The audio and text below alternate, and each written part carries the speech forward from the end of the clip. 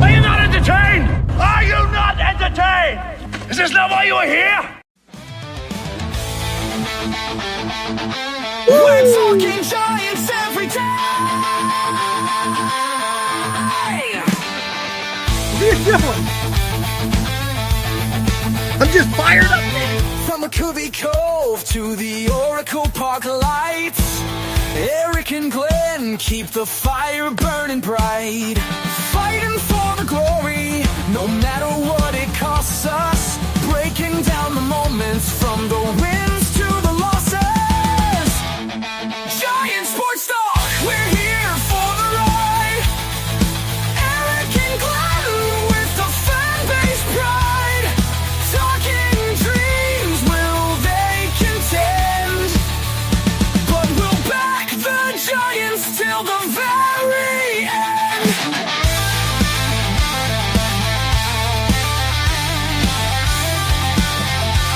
Let's go Giants!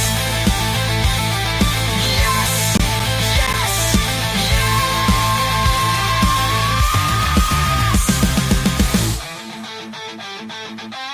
Oh! Eric and Glenn breaking it down, all Giants all the time.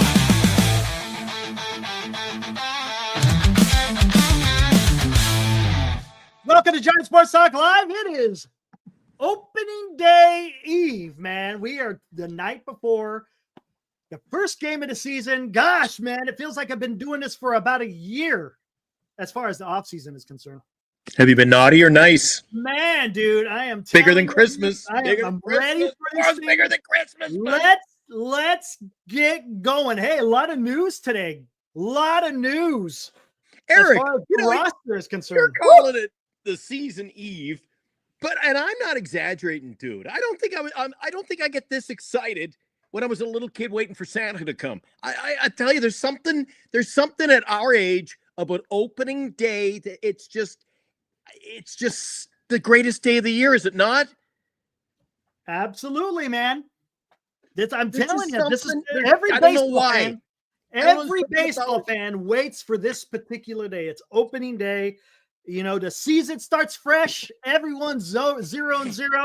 It's time to get on with it. The work has been done in the off season, and you know, we could all debate on how the off season went, whatever. But it's now the games are going to start counting for real, guys. Yeah. Oh, This is that's it. The actually- preseason crap's over. Yeah, it's Maybe all that's why done. I'm excited. Yeah. It's All done. right, what do you got? This is News this time. is who What it do is. you got? Fast breaking All right, news. here let's take a look at this, and we'll go step by step here. They have released the official roster, guys. The official roster for the San Francisco Giants, and there's some surprises. Is Did you McRae happen on to the see- roster? Did you happen to see who it is? Probably. I'm thinking McRae and Koss. Hey, not McRae. He did not make it. I Hold didn't on, think hold on. so. Did it- Too many strikeouts, No. man. He didn't do himself any favors in the preseason with those Ks, man. Let me see. Is Koss on the lineup in the roster? Koss on the roster? No, I don't want that one. There's a better one. Hold on. Let me find a better one. What's his Well, he's name? there for now. He's there for now, guys. You know that when Tommy comes back, Tommy's job, man, he'll be back in there. They I don't know. Tom They Murphy. may he may not. He may not. All right, let's take a look at the Koss will be at no the loss. roster. Here we go. Giants set opening day roster. Pitchers Here we go. 13. They're carrying 13 pitchers, 2 catchers, 7 infielders, 4 outfielders. Here we go. Hayden Birdsong, Spencer Bivens. Okay, well, Birdsong, long man in the bullpen. Spencer Bivens, long man in the bullpen. Camilo Doval, high leverage reliever. Jordan Hicks, starter. Eric Miller, your only left-handed at this time, your only left-handed pitcher out of the pen. Left-handed pitcher, Robbie Ray, starter. Randy Rodriguez, your right-handed guy in the bullpen. Kinda is like a long man. He could give you 2 innings. Tyler Rogers, again, he's your high-leverage guy out of the bullpen. Landon Roop, starter, the 5th starter. Lou Trevino makes the roster. No surprises there. He's probably gonna be a high-leverage guy. Justin Verlander, all right, starter. Ryan Walker, our closer, and then of course the ace of the club, Logan Webb. Catchers, look at that, Patrick Bailey and Sam Huff. That's not a surprise, right? Not a surprise that Sam Huff made the club. Again, his bat. I think that's the biggest thing. He's got the bat. You get the bat, and he got the job. Not to say that Stassi isn't a bad catcher, because he's a decent catcher. But they're looking for that. They're looking for that pop, right? How much playing time do you think he'll actually get? I think they're A going lot. to spell Bailey more often than not. Yeah. He's going to get a lot. 40, 60 games, somewhere around there, right? Somewhere As around long as they don't, and this we'll talk about it later in the show, but Eric, if they start saying, yeah, we'll give them lots of at-bats and get them comfortable and all this and all that, but don't start playing Bailey's going to be the DH, and just don't start that. Don't. Come on. We'll see what happens. Come on. Are we going to have 5 infielders. DHs? Come on. Infielders, Willie Adames, Matt Chapman, Tyler Fitzgerald, Wilmer Flores, Christian Koss makes There the it team. is. Casey Schmidt makes the team, and then Lamont Wade Jr. Both of those very surprising with both Koss and Schmidt. They made the team. I'll tell you what, though. Before I get into it, let's go to outfielders. Jung-Hoo Okay. Lee, Luis Matos, Elliot Ramos, and Mike Yastrzemski. Geez, a few Giants fans must be excited, including you today. Very excited today, Eric. I tell you what, man. A lot of You know Schmidt. what I like about this? What I like about them signing Christian Koss and having Casey Schmidt be on the big league roster, and also Luis Matos. Why do you think I like those guys? I'd say it sucked to see McCray go. He had a decent spring, right? But that's okay, because he's still going to be in Sacramento, and more than likely, he's probably going to make an appearance in San Francisco at some point in the season. That's just what happens, right? That's what happens. But you know what I like about it? What do we like about them signing Koss and having Schmidt be on the big roster and Matos? You know what I like about it? They didn't give a flying shit. Yeah. They didn't give a flying shit on Platoon. Platoon be damned. They're not platooning. They are getting the guys who they thought played the best. Thank It you. doesn't matter. It didn't matter what side of the plate that they batted from. They went out there and they're putting the best team on the field. I There you don't go. give a shit whether you're left-handed or right-handed. If you're going to get those, if you're going to produce, you're going to get a spot on the team. This Yep. is what I like about it. This is huge. I absolutely love this. Again, because Christian Koss and Casey Schmidt had fantastic springs. They showed something and they rewarded them. There you go. That's what I'm talking about. Luis Matos had a fantastic winter in Venezuela, had a great spring. So you know what you do? You reward him. You give him the chance to go out there and show something. I love it. I freaking love it, man. So there you go. There is your roster For the again, that's the opening day roster. Look, is this roster going to be the same when we get out of here? Or I should say when the season ends? No, of course not. There wasn't a single surprise on that list to me. I thought Koss was going to make it, Eric. I thought Koss was going to make it. I thought that McRae was on the edge. I thought, not just for your sake, but I thought Matos was going to be in, and I thought Schmidt was going to be in based on the soul, as you just touched on. That right there is your predominant lineup. Those are your players, man. Right. And look, are they a little bit Your best light? players. Are they light on the bench as far as left-handed batters? Absolutely. They got not one left-handed bat on the bench, but that's okay. Because if you got guys out there that can compete no matter what side of the plate they've hit from, well, then you're okay, man. You're okay. I'm not worried about it. Mike is surprised that Koss made it. I'm surprised. I didn't see that coming. I'm surprised to a degree, but I thought he deserved it, Eric. Yeah, but I'm still surprised because because of the Wisely, because I thought Wisely was going to be part of it. Oh, I thought Wisely, Eric. I thought Wisely. I think Wisely's short-lived for the organization. You know why? I thought Wisely because he's a left-handed bat. I thought that's maybe the direction, but they didn't go that direction. Good. We don't have to talk about it. I thought McRae was going to make it. I really thought McRae was going to make it. With Encarnacion being out. I just said to you at the start, I thought he made it. I said Koss and McRae. So I hit one. I hit the long shot, but I couldn't get the short thing.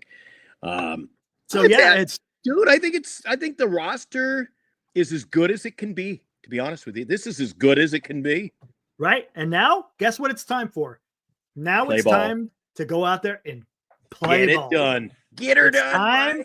It's time to freaking play some ball, and let's see what this team can do. It's going to be exciting. I think this is going to be exciting baseball for the Giants. This is going to be a little bit different, I think, than what we've been seeing for the last, 6 years or so. Let's say that. Well, we'll just say over the last 3 years. Who knows? I'm not making any bold predictions, Eric, but I will say that I'm excited for tomorrow. Now, tomorrow afternoon, you got a 1:10 start. Logan Webb up against Hunter Green. It's going to be tough. It's going to be a cloudy day with wet weather moving in. There is a 66, not a 65, and not a 67, a 66% chance of rain tomorrow. That's nothing to sneeze at, man. It's supposed to be a wet weekend, so I would be so depressed now if we get one in tomorrow and we don't. And then you got to wait 2 more damn days, man. Come on. Don't be doing that to us, right? And I don't think it does the Giants any favor. Can you imagine if they get a couple in and they decide, say, Sunday, to do a doubleheader? Get them all in? Doubleheaders don't do you any justice. 99% of the time you split. Well, you know what? They might make it up when the Reds come back to San Francisco. They come back to San Francisco pretty soon, right? They come to San Francisco within the same month of April, right? Yeah, but they're not going to make it up in San Francisco. They might. They're not going to take the money out of the Reds' pocket and play. They've done that before. I can't see it. It's too early in the season. Too early in the season, Eric. Because they're not going to meet up no more. Better, or they're going to work something out. The reason why I say that is because they don't meet up anytime the rest of the season, unless they decide to do. Because what they do is, the home team, the Giants will actually wear the away uniform, even though they're playing in their home. I wouldn't mind that, Eric. It was better than being at the ballpark the other night. I didn't know who was at bat. If you closed your eyes and spun around 3 times, I didn't know who was at bat and who was on the field. They both had the same uniforms. Eric. Yeah, that was pretty crazy. Was it not? 2 nights ago, they both wore black with orange trim. Who came up with that? Did you see the City Connect jerseys? No, I didn't. But my thought process is, I'm going out there again. Now, I landed the Koss. That was pretty good, right? Yeah. Are they purple? There's a little bit of it in there. I thought it was bit. You know why? Just a little bit. I saw Adames play the other night. He had a purple glove, and it stood out like a sore thumb. So I go, maybe the City Connects are purple. He's getting it broken in. Yeah. Have you got it? Got a shot of it? Can you give me a little sneak peek, a little taste? Do I have to? Man, I'm all excited. I don't want to have to look at this bullshit, Jesus. man. What is it about the Tuesday night jerseys? Everybody gets all disappointed and down in the dumps about. Is it bad? It's bad. Do I got to call the Giants office again in the morning, Eric? Because I'll do it. This is bad. Uh-oh. Now, I appear to be one of the few who liked the creamsicle jerseys. I got the Wilmer Flores and Brandon Crawford. I like those jerseys. Took me a while to get used to them, be honest with you, but I did like them. But if you're telling me, are they worse than the Creamsicles? Yes. Really? Yes. Are they even showing it on there? Hold on. No, they're not. Hold on. Give me a minute. Skater says the font sucks, and to get Skaters down in the dumps on anything San Francisco it must be bad, Dude. It must, Eric. This must be demonic. This must be bad. Skater says it's bad. Where the hell is it? How come I'm not seeing it, man? What the hell's going on? Skaters doesn't get pissed off at nothing. The over-under, they're expecting, even with Webb and Hunter Green tomorrow, they're expecting some runs. The over-under is 8 tomorrow in that game, guys. Again, rain in the forecast tomorrow, 66% chance, a cloudy day, but they're going to try to get it in. At Great American, it sounds good, doesn't it? Great. Any ballpark. You know what? This is Great American Ballpark tomorrow, guys. Eric and I are going to have the pregame show tomorrow. We're going to have the morning show. We're going to do a postgame show. We got Giant Sports Talk Live. Eric and I basically living in the studio tomorrow, right, Eric? It's gonna be a long one. Yeah. So you guys just tickle the keys on your computer. Find us on YouTube or on X if you're traveling. You maybe have your phone with you. Odds are you'll find Eric and I. We're going to be on there. Where the hell is it? Come on. And then for the fifth time, Robbie was messaging me today. He says, "Where are you going to be? Set up opening day." So not opening, Giants opening day. Outside the ballpark by the bowling alley. We'll be set up doing the show live and on location. Oh, God. Can't wait for that, too. Jeez. That's another good thing. Hey, Eric, that is one of the things about baseball I love. You've got 2 opening days. Yeah, you got opening day, and then you got the home opener. Yeah. Oh, dude, I like it. Let me, I got something open on the screen. Let me minimize this. Dude, I like it. Love the font, love the number. Oh, get me a Wilmer Flores tomorrow. Yes, sir. Are you serious? That's horrible. That's horrible. Love it. What does that have anything to what does that have anything that has nothing to do with San Francisco, does it? It has nothing to do with the city. So if you want to throw away the term City Connect, I still like the jersey. Nothing to do it. That looks like hey, okay, graffiti. You like graffiti font. Yeah, well, there's enough of it. You know what that looks like? There's enough of it in the downtown. You know what that reminds me of? This is what it reminds me of. If I'm sitting at a railroad crossing, and I'm watching a freaking manifest train fly by, and on the hoppers, I see a bunch of graffiti. That's what I expect to see. I like it. Hopper. I like it. Could be worse, Eric. I like it. Have you seen honestly? I like last year in Philadelphia. I'd rather have the orange sickles. Like Pittsburgh. I wonder what the hats are going to look like. Look at that. I like that, Eric. You know what that looks like? You're marketing to a bunch of freaking 11-year-olds. Well, aren't they? They're trying to get youth involved in baseball, Eric. It's a basketball. But that's not doing it. No, you wanna recognize your club and your city, right? No. True. I said that. I said, listen, if you want to, City Connect should be about your city. We should have a nice jersey with a Golden Gate Bridge wrapped around it, something. But hey, the jersey itself, dude, I'm not going to bitch about that jersey, dude. It could be could be worse. I'm not disappointed. See, I'm not about it could be worse. How about let's do better. Okay, Eric, what do you want? Better. What do you want, Eric? My God, it's opening day eve, and you're bitching about the jersey. I don't like the jersey. You know, hate it. Well, take all your toys back then. You know what? Santa's not coming to you. Hey, guess what? Doesn't affect baseball. That's all that matters. I like it. Couldn't be much better. Mike O says Phoenix Suns. There you go. Winning organization, buddy. They won a few championships. But it's Phoenix. But it is Phoenix. Yeah, I like it. Oh, hold on. I think I like it. Anyway, to each their own. Yeah, that's fine. Took me a long time. Dude, it took me a long freaking time. We're talking years to get used to the Friday night orange jerseys. And now I wear that one. Actually, dude, it's funny I say that, isn't it? I could not stand the Friday jerseys. And which one do I wear at Oracle Park the most often? Orange. There it is, my Wilmer Flores orange. The orange is awesome. The orange is I like the orange jersey, man. I did not like that for several seasons. Really? Yeah. Oh, I love the orange. Yeah. So I got a new hat. I got my orange jersey ready for opening day tomorrow, Eric. I got a pair of orange Nikes. I went all out, baby, for opening day. I'm excited. Guys, I don't know about you. Screw the fucking. Let's talk about the Tuesday night jersey next week. Let's just, dude, don't piss on the parade, Eric. Let's just have a pleasant evening. Hey, the information came out. People want to know it's about in the rearview mirror. Let's just forget. That's I got my field of. Look at that, baby.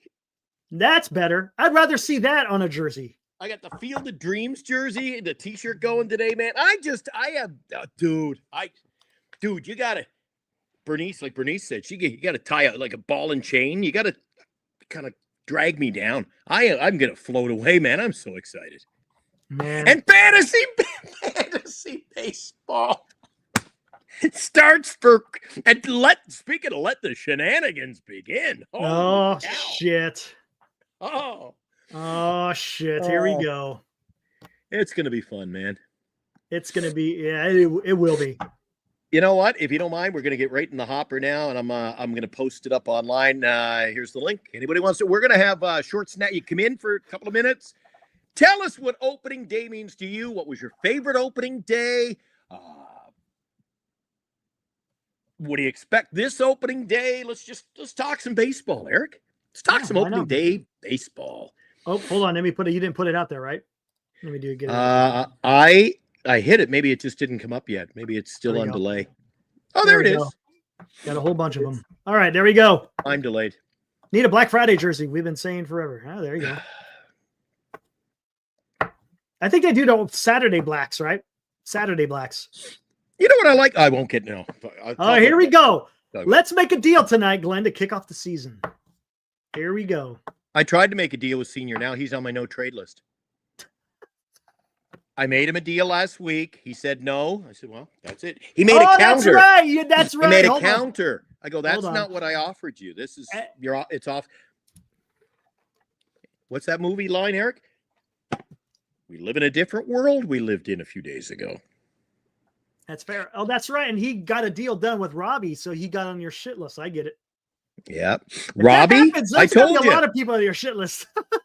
Dan, Dizzle, and Dilly are all on the no trade list. And Dan, Senior, Robbie. Dan, Dilly, and Dizzle. All the D's are out. And Senior.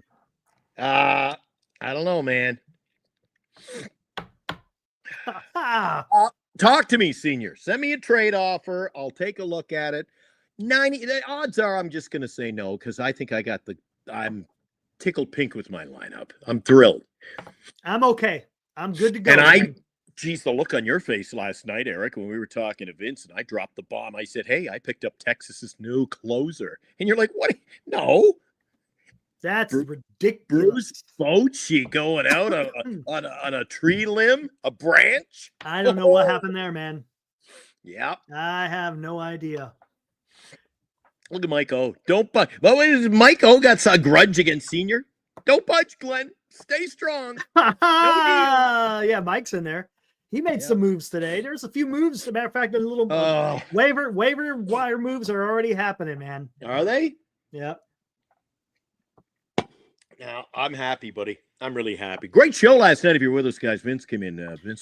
Yes, Vince, if you're watching, man, appreciate you hanging out. The Russo brand lives on Giant Sports Talk Live. Matter of fact, I cut up a little short today, so that was fun. Yeah. Yeah, that was. I didn't get to see it. It popped up on my phone and said, Eric has posted a short. Yeah, it's good. There you Made go. a great point. Great point. Freaking a lot of fun yesterday, man. Gosh. He's a good guy, too. He brings a lot to the show. Man. Good guy. Fun to talk to. Yeah. He's to awesome, talk to. He really dissects. Don't you find? I find not into it, man. You throw something at him, get his point of view. He dissects things.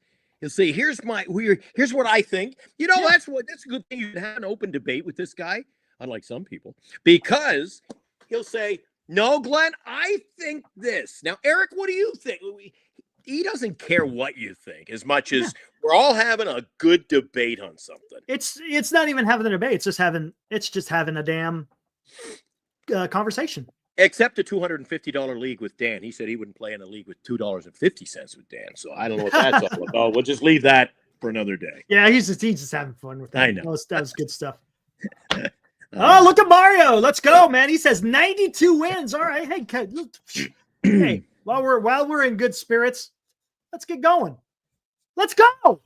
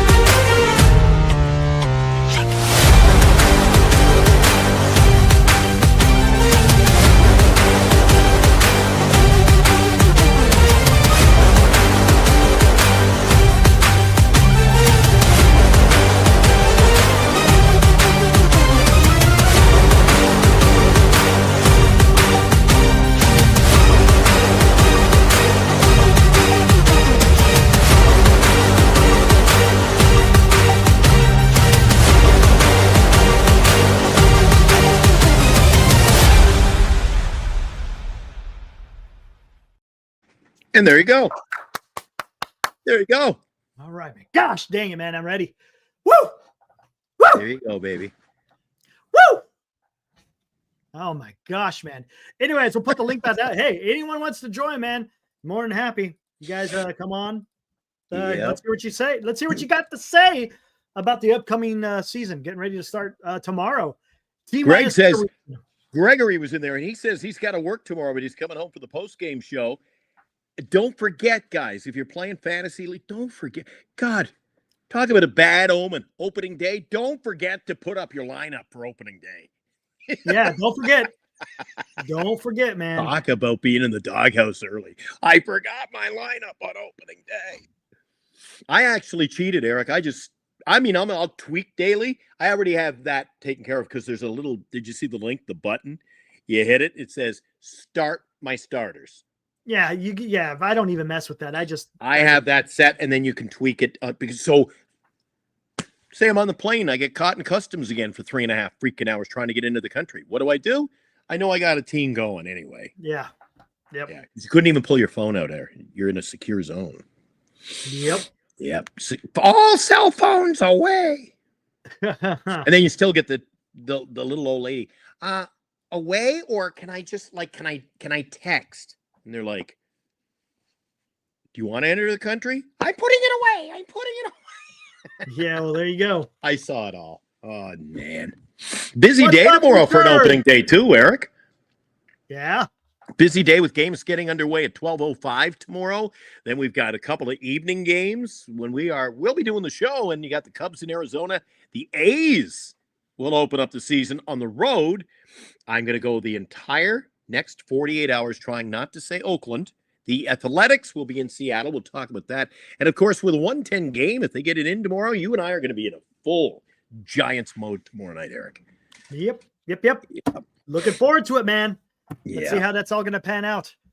Pretty excited, man. Pretty excited. Fire up the grill tomorrow afternoon, and then, we're ready to go, man. Jeez. Can't Yep. freaking wait, man. Jesus, it's you know what? I almost anticipate because the season starts tomorrow. Robert Rothberg, well, he must be up to about 117 wins by now, is he? Yeah, he's pretty Pretty well, psyched. I figure by Wow. now it keeps going up and up. Well, he's staying somewhat Nice. okay. He's saying All nine. right, I'll Robert. give him that. All right, there's nothing wrong. There's I nothing like wrong having with a bit that. of fun with Robert. He knows that, I hope. Yes, sir. Casey. Yes, baseball is Well- back, my friend. Hey, Casey, well- you got to change your avatar, though. Change your avatar, my friend. Now, I want to Eric. see a San Francisco Giants freaking thumbnail there. Come on. While Casey does that, hey, Richard Cookerly, good to have you in there. What's up, Richard? Yeah, he's our anthem. Let's not waste Composer. any time, Eric. If you will allow me, why not? First one. And now, another special guest appearance on Giant Sports Talk Live. There he goes. He gets the special attention. Look at that intro. Yeah, how about that? What's up, Dallas? That music, it just makes me ready for baseball. I know, doesn't it? I love hearing it, dude. I'm Any ready to excuse to freaking play go. those ones. All those old ones we've got in the archives from last season, Eric. I'm doing everything to try to pull them out like that one. Da, Exactly. da, da, da, da. I love it. Dude, are you excited Absolutely. like us, Dallas? I'm ready. Dude. All right, tell me real quick before we get into Giant stuff. What is it that you love about opening day? Anything that you want to get off your chest? What is it about opening day that you love? Well, I mean, I've been to one only in my lifetime, and it was really, really special. They have all the bunting out, and they Yeah. have the flyby, and they have it's just Awesome, there's huh? something about it. They, for the week afterward, you could still see like the paint on the field that's starting to Yes. wear off. Yeah, and stuff. yeah. But when you're there and it's all fresh and it's a packed house and everyone is ready for it. Like you get through all this spring training and at this point you just want baseball back and then being there, in the daytime, it's wonderful. Awesome. Hey guys, you know what it reminds me of too, and maybe you won't agree with me, but this is my take on it. The way you just portrayed that, Dallas. For me, opening day, it's sort of like when you're, 9, 10, even 11 years old, Eric, and you got all your friends you hang out with. And when you go on summer vacation, you don't see them at school, and they're off traveling, and you haven't seen them for 2 or 3 months. And then you're back, as much as I hated going back to school in the fall, but you go back to school, and you're all back together again. It's like a camaraderie. And that's, look, we got the guys in the chat. You got Giants fans in general. It's like we're all this like giant community and we're all back together. The masses are back together, guys. Yeah, That's what it absolutely. feels like to me. It's like old homecoming week. We're all back together. We all got a common bond, and that's to see the team win and do better than they've done last year. Yeah. And you go through, this whole off season, I've been listening to you guys, and there was big swings of emotion. It seemed like, when the Buster's signing and Adames, and it's like, oh, here we go. And then it kind of went down to the doldrums of, we're not going to sign anybody and we're screwed and they're going to win 78 games. And then now the hope has been building up now as they've done well in spring and we're getting there. And now you have optimistic Glenn right now, ready for the season. Don't happen often. It must be even season. Yeah, you don't see that too. Hey, real quick before we keep going, I'm going to bring Armand in here. You got Armand. What's up, Armand? He's our resident Mets fan, along with Mark. Mark out there, he's a big Mets fan. And Look you at know that. what? To be honest with you, if you think about this, you want to talk about opening day and the history of baseball. There's Giants history with the New York Mets, right?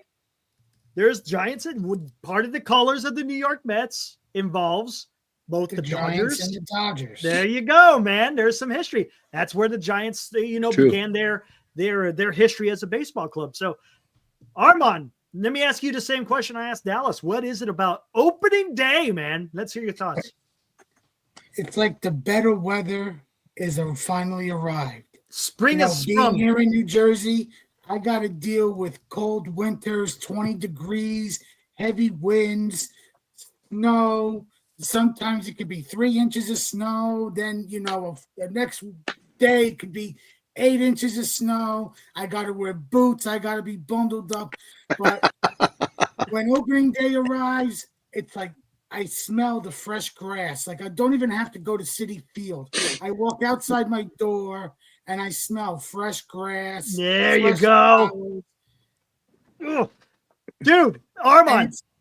And seeing, like, Yes. your friends and your family that you don't see. Like Glenn, you brought up going back to the first day of school. Like your friends and your family that you only see when you go to games, that maybe you only talk to them or text them now on the phones. Now you know you're gonna see them because you're gonna plan games to go to and hang out. Yeah. with There you Yep. go, man. I love Back you with talking about the camaraderie, Yeah. and how it is, the relationships you have with people as fans of the game. And it's beautiful. And I love what you say. Dude, there is nothing better than on a weekend of fresh cut grass, fire up the barbecue, and having freaking Giants on KNBR. Dude, I mean, that is just, there is nothing better than that. I will just sit out there as I'm barbecuing, just listening to John Miller and Dave Fleming. Please. You know, you could smell the fresh cut grass, as you say. The briquettes are going. Dude, there is absolutely nothing better. And as Armand talked about, you know, hey, it's springtime. The weather's changing. You're starting to feel better. You're getting out of the doldrums of winter. Now, and here in California, we don't have that too much. Right? We got it pretty good there for a while. But yeah, man, I'm telling you, I love it. Yeah, and then you see a guy like Armand pop in. He's wearing, look at that. I know what that is too, Eric. You know what he's got on his noggin there? That's an old Wilmer Flores classic right there. He's got on his head. I know it is. But you know what? With baseball starting tomorrow, 12:05, Eric, we also, and we've done it all along on this channel, we welcome everybody. Doesn't matter what flag you fly. Yeah. You got Armand here, Mr. Met, you know, Miracle Met Man over there, and he's cheering on his team. I don't care, Eric. We get to have debate. We have fun. I rib guys, but you know what? We all got our teams. We all have a love for, it's just about the love for the game for me. That's what it is for me. I can watch any two teams play. Just show me baseball. Exactly. Exactly. Look at Senior. Test match. Look at to this. watch- I love the pitching matchups. I love a good pitching matchup. That's what really gets me. Like when I was younger, got me going to games. Yeah. You know, like what's the pitching matchup? Do you remember the matchup I was at last year, Eric? The game was incredible, and it went to extra innings. You remember I ran over after and Bernice, you were with me. Snell and Sale pitched head to head here. That was a freaking heavyweight bout right there, man. It was. And you know what? It's one for the ages. It's like exactly. One it's for the like ages. an old George Foreman fight or something. Do a Muhammad Ali. When you have two elite pitchers, it's like playoff baseball in April. I don't care, man. Yep. True. Absolutely. Real quick, Senior chimes in. Great message. Going to go fishing in the morning with this boy at our local creek behind the home for opening day. Doesn't get any better than that. Do you see? That's what you know, that's the stuff, man. Baseball transcends a little bit more than just the game. It's also the relationships that you have with people who also enjoy the game. It's awesome, man. And It's Eric was ripping on the Tuesday night jerseys, the new. the hell with it. I hate those. I hate them. And he says maybe they're you know kind of, and I got to agree. Maybe they're going for the youth. You know, get kids excited, and we need that, guys. The older we get, it's a different. Basketball took over. Still a lot of football. Baseball doesn't seem to have that to a lot of people. Not us, but a lot of people. And you know what I like? It's all about the kids. It's all about the families. And guys, I don't give a damn whether you like it or not. On Baseball Eve, I got to play my favorite Giant Sports Talk Live video.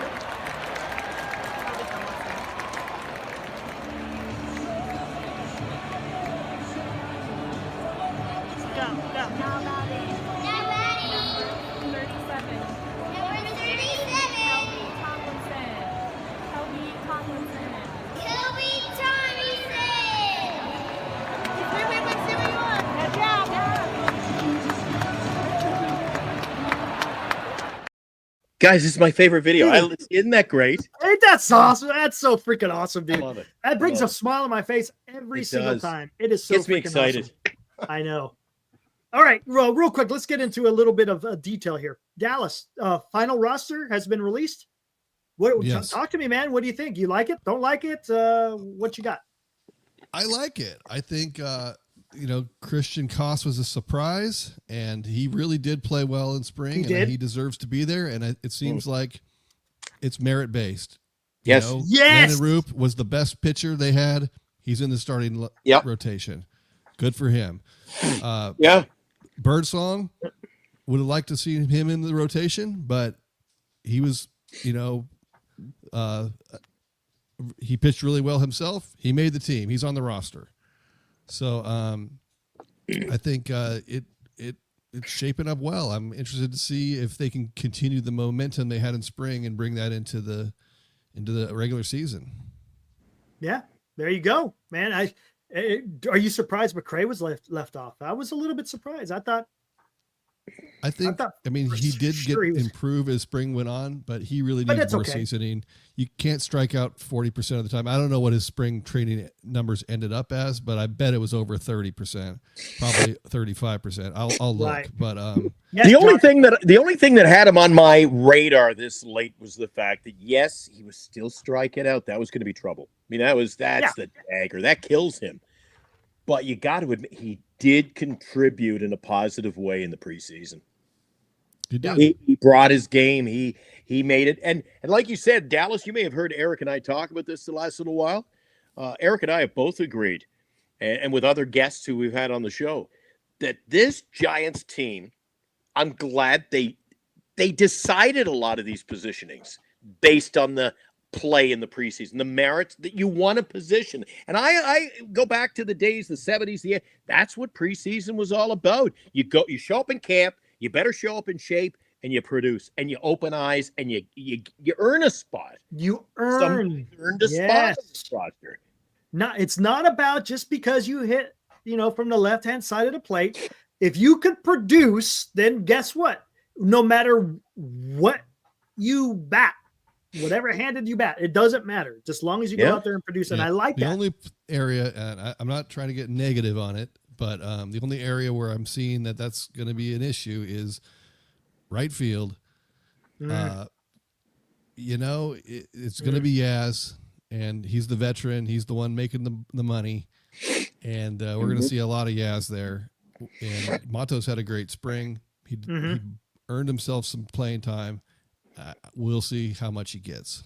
Right. For me, it's first base. You've got Lamont Wade, and you're going to have Wilmer. When Encarnacion comes back, he could spot some time at first. It's just a position that I said on the show last night. They're going to leave a lot of runs, RBIs, everything's left on the tape because we got probably and if you include right field, Eric, Dallas, you guys are more predominant in the Giants game here in this chat, but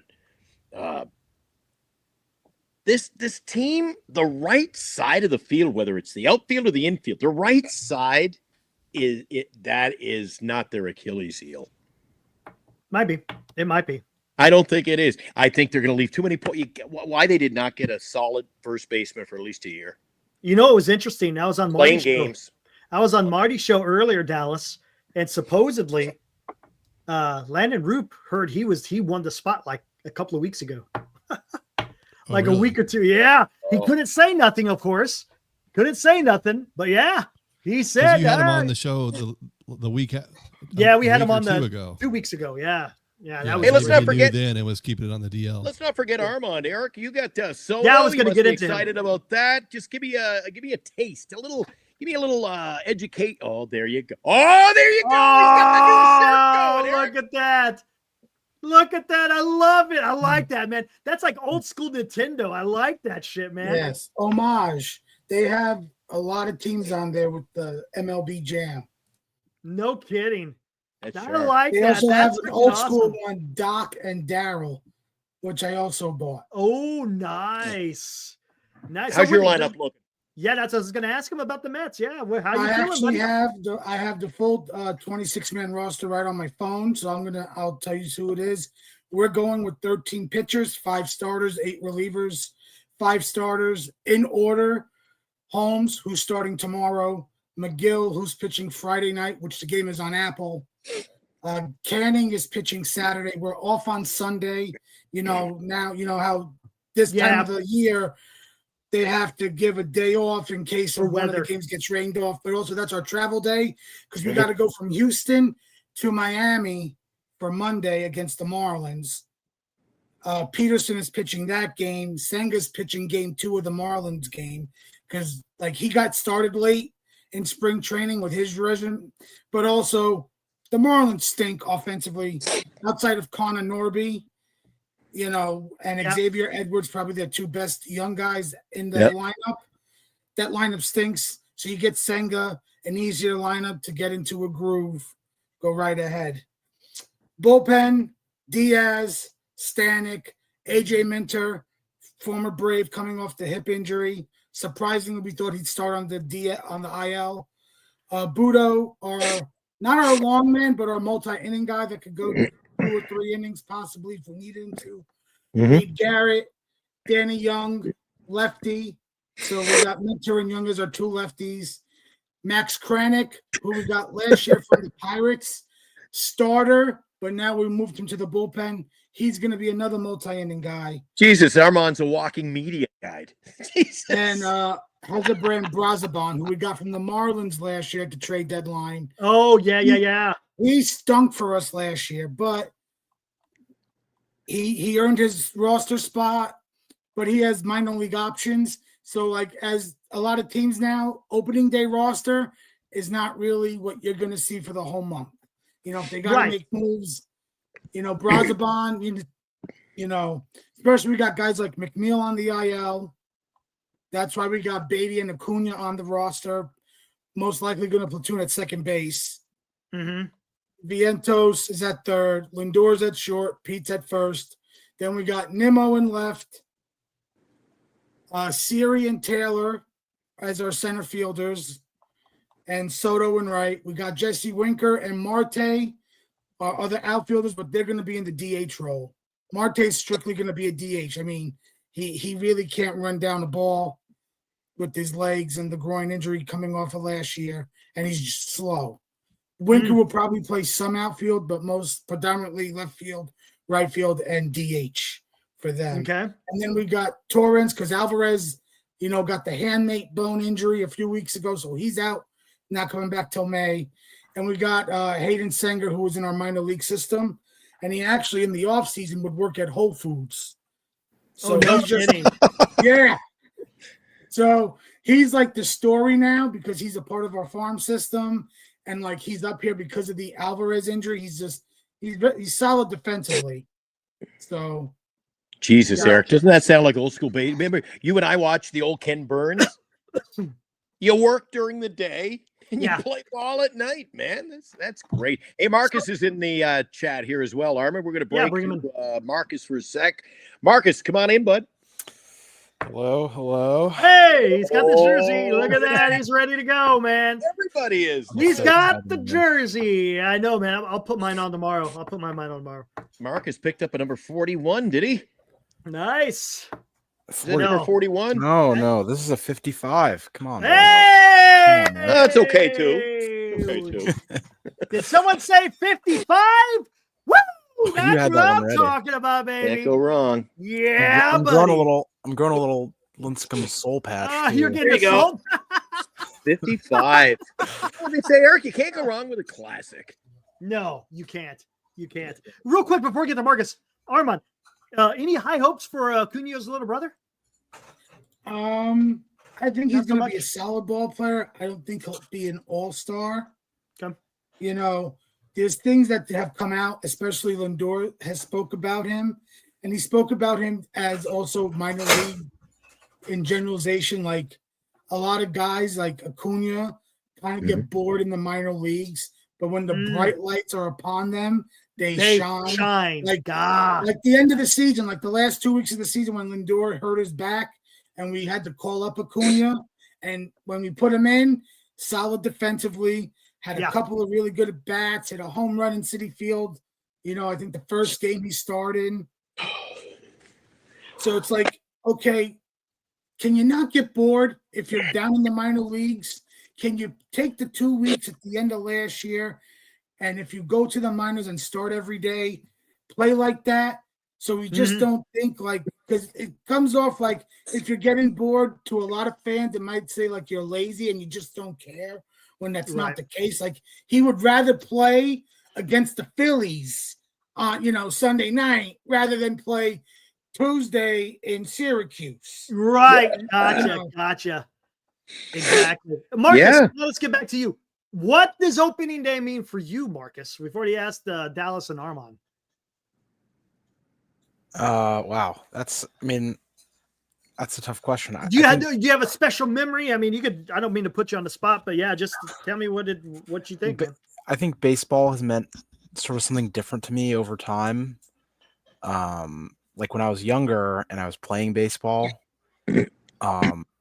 that sort of excitement you get from like, the little things you want to pick up from watching the players or like, watching your idols play. I mean, that was different. And, I was a kid. I mean, I was in high school during the dynasty years. So, it's sort of a different thing than, being an adult now and, watching opening day and, getting to watch it at work, it's just so different. And I think it's great that baseball is a sport that can grow with you. Your appreciation for it can grow as you grow. There you go. Hey, awesome, man. Love it. So what are you doing? You got anything planned for the opening day tomorrow, or do you gotta wait till you get off work before you can? No, I mean tomorrow I'm working remote tomorrow. Okay, so that's good. Yeah, I'm gonna watch the game. I'm gonna watch. I was gonna say you ain't getting shit done remotely tomorroh. Yeah, nice. And I asked Dallas this. What'd you think of the final roster so far? Happy? Not happy? I think, like Glenn said earlier, this is as good as it gets. I think this is as good as it's getting, and I'm excited. I think there's a clear strategy shift. I mean, at the end of last season, we were talking about what needs to change for the Giants, both in terms of like who do we need to sign, what was wrong with what went wrong. And I think one of the big things that I talked about a lot, and I'm sure a lot of other people talked about a lot, was their approach at the plate was just so miserable to watch. Watching, meatball subs go down the middle, watching Michael Conforto strike out for the millionth time with runners in scoring position, just watching him take strike 3 down the middle. That's not really happening anymore in these spring training games. We're putting the ball in play. We're getting scrappy. We're trying to get on base. We're, putting pressure on the pitcher. That's all great. Yeah. And the other thing is that, like, I was listening to them talk about their pitching strategy, even where it's like, giving up, you're not going to lose the game giving up solo home runs. You cannot give away free passes. And, if they're going to hit the ball out of the park, well, if you didn't give up free passes before that, the damage is pretty mitigated. And that's kind of been what's happening in the spring training game. I mean, you can't take away too much, right? You can't take away. The record is weird because, towards the end of the game, you put in all these minor leaguers against each other, and then it's just completely random. Right. But, I was watching a game where, it's like Jordan Hicks gave up a home run to Bobby Witt Jr. or something in the first or second inning. And it was totally fine. Like, it just didn't matter. It just didn't matter because, he was pounding the zone. And sometimes when you pound the zone and you have gas, you're going to get, they're going to hit it. An elite hitter like Bobby Witt Jr. is going to hit out of the park. It's just going to happen. Right. You're talking about Bobby Witt Jr. Exactly. And Marcus, to your point, throw the ball, catch the ball, and freaking hit the ball. There you go. That's the basics. That's what it's going to take. And unfortunately, the Giants the last couple of years weren't playing it. I mean, there's a couple of games out there. You watch it. It's like freaking Bad News Bears. You're like, what are you doing, man? Just head in hands. Like, what is going on? Like, why? Yeah. What are they doing out there? I mean, I think we have a lot of pessimism about the Giants roster.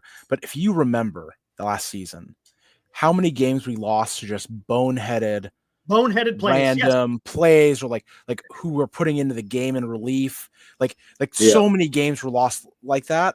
Right. I mean, not getting a runner over, not getting hit with if things went slightly different and we hadn't made so many bad decisions, it wasn't even like a talent issue. It wasn't that we didn't have the right players on the team.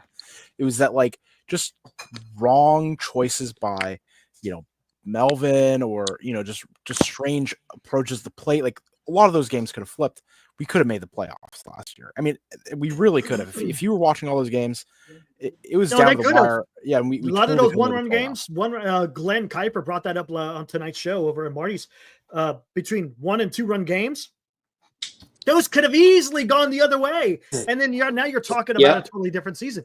And to be honest with you, it may have changed the course on whether or not Farhan got fired. That's baseball, though, Eric. There were games we won, maybe we shouldn't have. There's games. But there's a difference. There's a difference when you're doing everything right and you just happen to lose, and there's another when you're just giving it away. That's the issue I have. You just don't want to give away games, and that's what the Giants have been doing over the last few years. As far as their defense has been atrocious. Their base running, their timely hitting, it just wasn't there. If you're executing those small things, it's going to help. It could have swayed instead of an 80 win season, it could have been an 85, 86, maybe even more. Who knows? It's a possibility. Marcus, you mentioned something a few minutes ago that I mentioned. You kind of jumped on it, but a few weeks ago I mentioned to Eric on one of our shows. I said, remember we had Dan on, and I said it was a Sunday night classic show, the Hot Corner, and I said it'd be interesting. Where a record is good in the preseason at that point, it certainly was to finish things off. But the Giants were playing a different. They're allowed, they're afforded. All teams are in the preseason to play that brand where you're bringing guys off the bench and using speed, which we don't usually use. Well, guess what? Guys like McRae, they're not even in the picture now. So my question to you, Marcus, is A, do you think the record, their play, do you think it rolls on into the new season, given the fact now you're locked in, here's your roster, how are you going to use the players? Now you don't have these moves you can make off the bench. And B, do you think, deep down, do you think the San Francisco Giants have made enough moves? I mean, we brought in Adames and we brought in our 42-year-old Verlander. Do you think, other than the winning, it seems like an attitude, do you think we've done enough in the offseason? So 2 points, take it. Okay, one was, do you think that the momentum from spring training will carry over, given that we've sent down a lot of players that we were using off the bench? Mm-hmm. That was the first one. So they were scoring a lot of runs. That I don't know if you followed the preseason. Yeah, it really created opportunity having the deep bench players like with speed. So when you take them out of the picture, it does change the way you're going to play the game. It does. And, yes, we're losing some speedy guys that we could sub in, and those players are pretty hungry for roster spots. So they're going to be a little more aggressive to try to show off or whatever that is, whatever that may be. I think despite that, there's clearly a different philosophy at the plate and on the base paths, even if, the players aren't necessarily the same exact ones that we're seeing in spring training that are, putting it all out there. You don't want to, with someone who's had a few injury mishaps already, you don't want to send Jung-Hoo Lee to steal in the spring training games, for example. Like there's a lot of weirdness like that where you don't want to risk the health of your cornerstone pieces. But I do think momentum is real. One, because I think the morale of the team after a tough season like last one, it's going to be important to bring up the morale of the players, but also of the fans. Like fans are excited to show up for opening day, despite the fact that we didn't make too many big offseason signings. And I think that having an excited fan base show up to the games makes the players feel more appreciated and feel like they have something to prove. It's a big culture thing. I mean, if you've done anything in your life worth doing, it's not just about the technical skill of doing it. It's about the passion and the spirit. And, there's a lot. That plays a big part. Correct. Yeah, there's a lot to it. And so So yeah, I think it was a marketing scheme sort of to try to get a good record in spring training, right? Like where other teams might be testing out pitches or trying new approaches to the plate or whatever. It was somewhat of a marketing scheme, I would say, by the Giants front office to, hey, we need to come out in spring training. We need to do really well to show that we mean business and that Buster Posey isn't here to F around. Yep. And then try to take that momentum into the beginning of the season. Hopefully the fans will be excited to watch. It's all snowball. It all snowballs. Mm-hmm. The second question. So they bring in Adames and Verlander. Was that enough? Yeah. Well, that's because really... Eric brought up that roster earlier, and when you brought it up, Eric, I don't know if it jumped out to you like it did to me. I go, Jesus, there's a couple of players. Yeah, this is last year's roster. Yeah, no, it is. I think, and I think I would say that Vince had a valid point yesterday. I think they just want to see what they have before they make any other big acquisition. They needed a shortstop, so that made sense. I like what Vince said about that. They needed a shortstop. You went out and got him. All the other positions, I think they want to see what they have, and then next year you could say, okay, maybe we keep them, or yeah, maybe you need to move on. Yeah, I mean, you have these young guys. You have all these really talented young guys who are unproven, right? Yes, and so you do want to give them. You want to give them some room to try to prove what they have, and if you're going to suffocate them with free agents, it's not just suffocating with long-term free agents, because long-term free agents that's one thing, but if you're going to bring in a bunch of guys on 1-year deals, you're really going to stifle the progression of these big league ready or big league preparing youngsters that really need to have some time to figure it out at the big league level. So there's that aspect. There's the other part where the looming lockout, that's and having a bunch of dead money. Yeah, I hear you. There's a lot of weird things going on. So do I wish that the Giants at least spent up to the CBT? Yeah. Yeah. Right? I wish that they spent another $30-40 million. Would have been nice. But we have a bunch of these homegrown guys. I want to see what they got. And if we need to add to our roster at the deadline because the youngsters are doing well, we have some space to play with.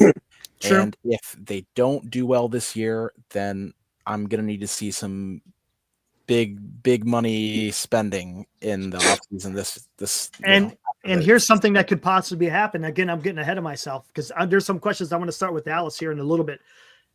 Hey, what if the Mets are falling by the way? I hate to say this, Armand. If the Mets start fading, right? If they fade and at the trade deadline, the Giants go out. The Giants go out there and get freaking the polar bear because he's going to be a free agent, right?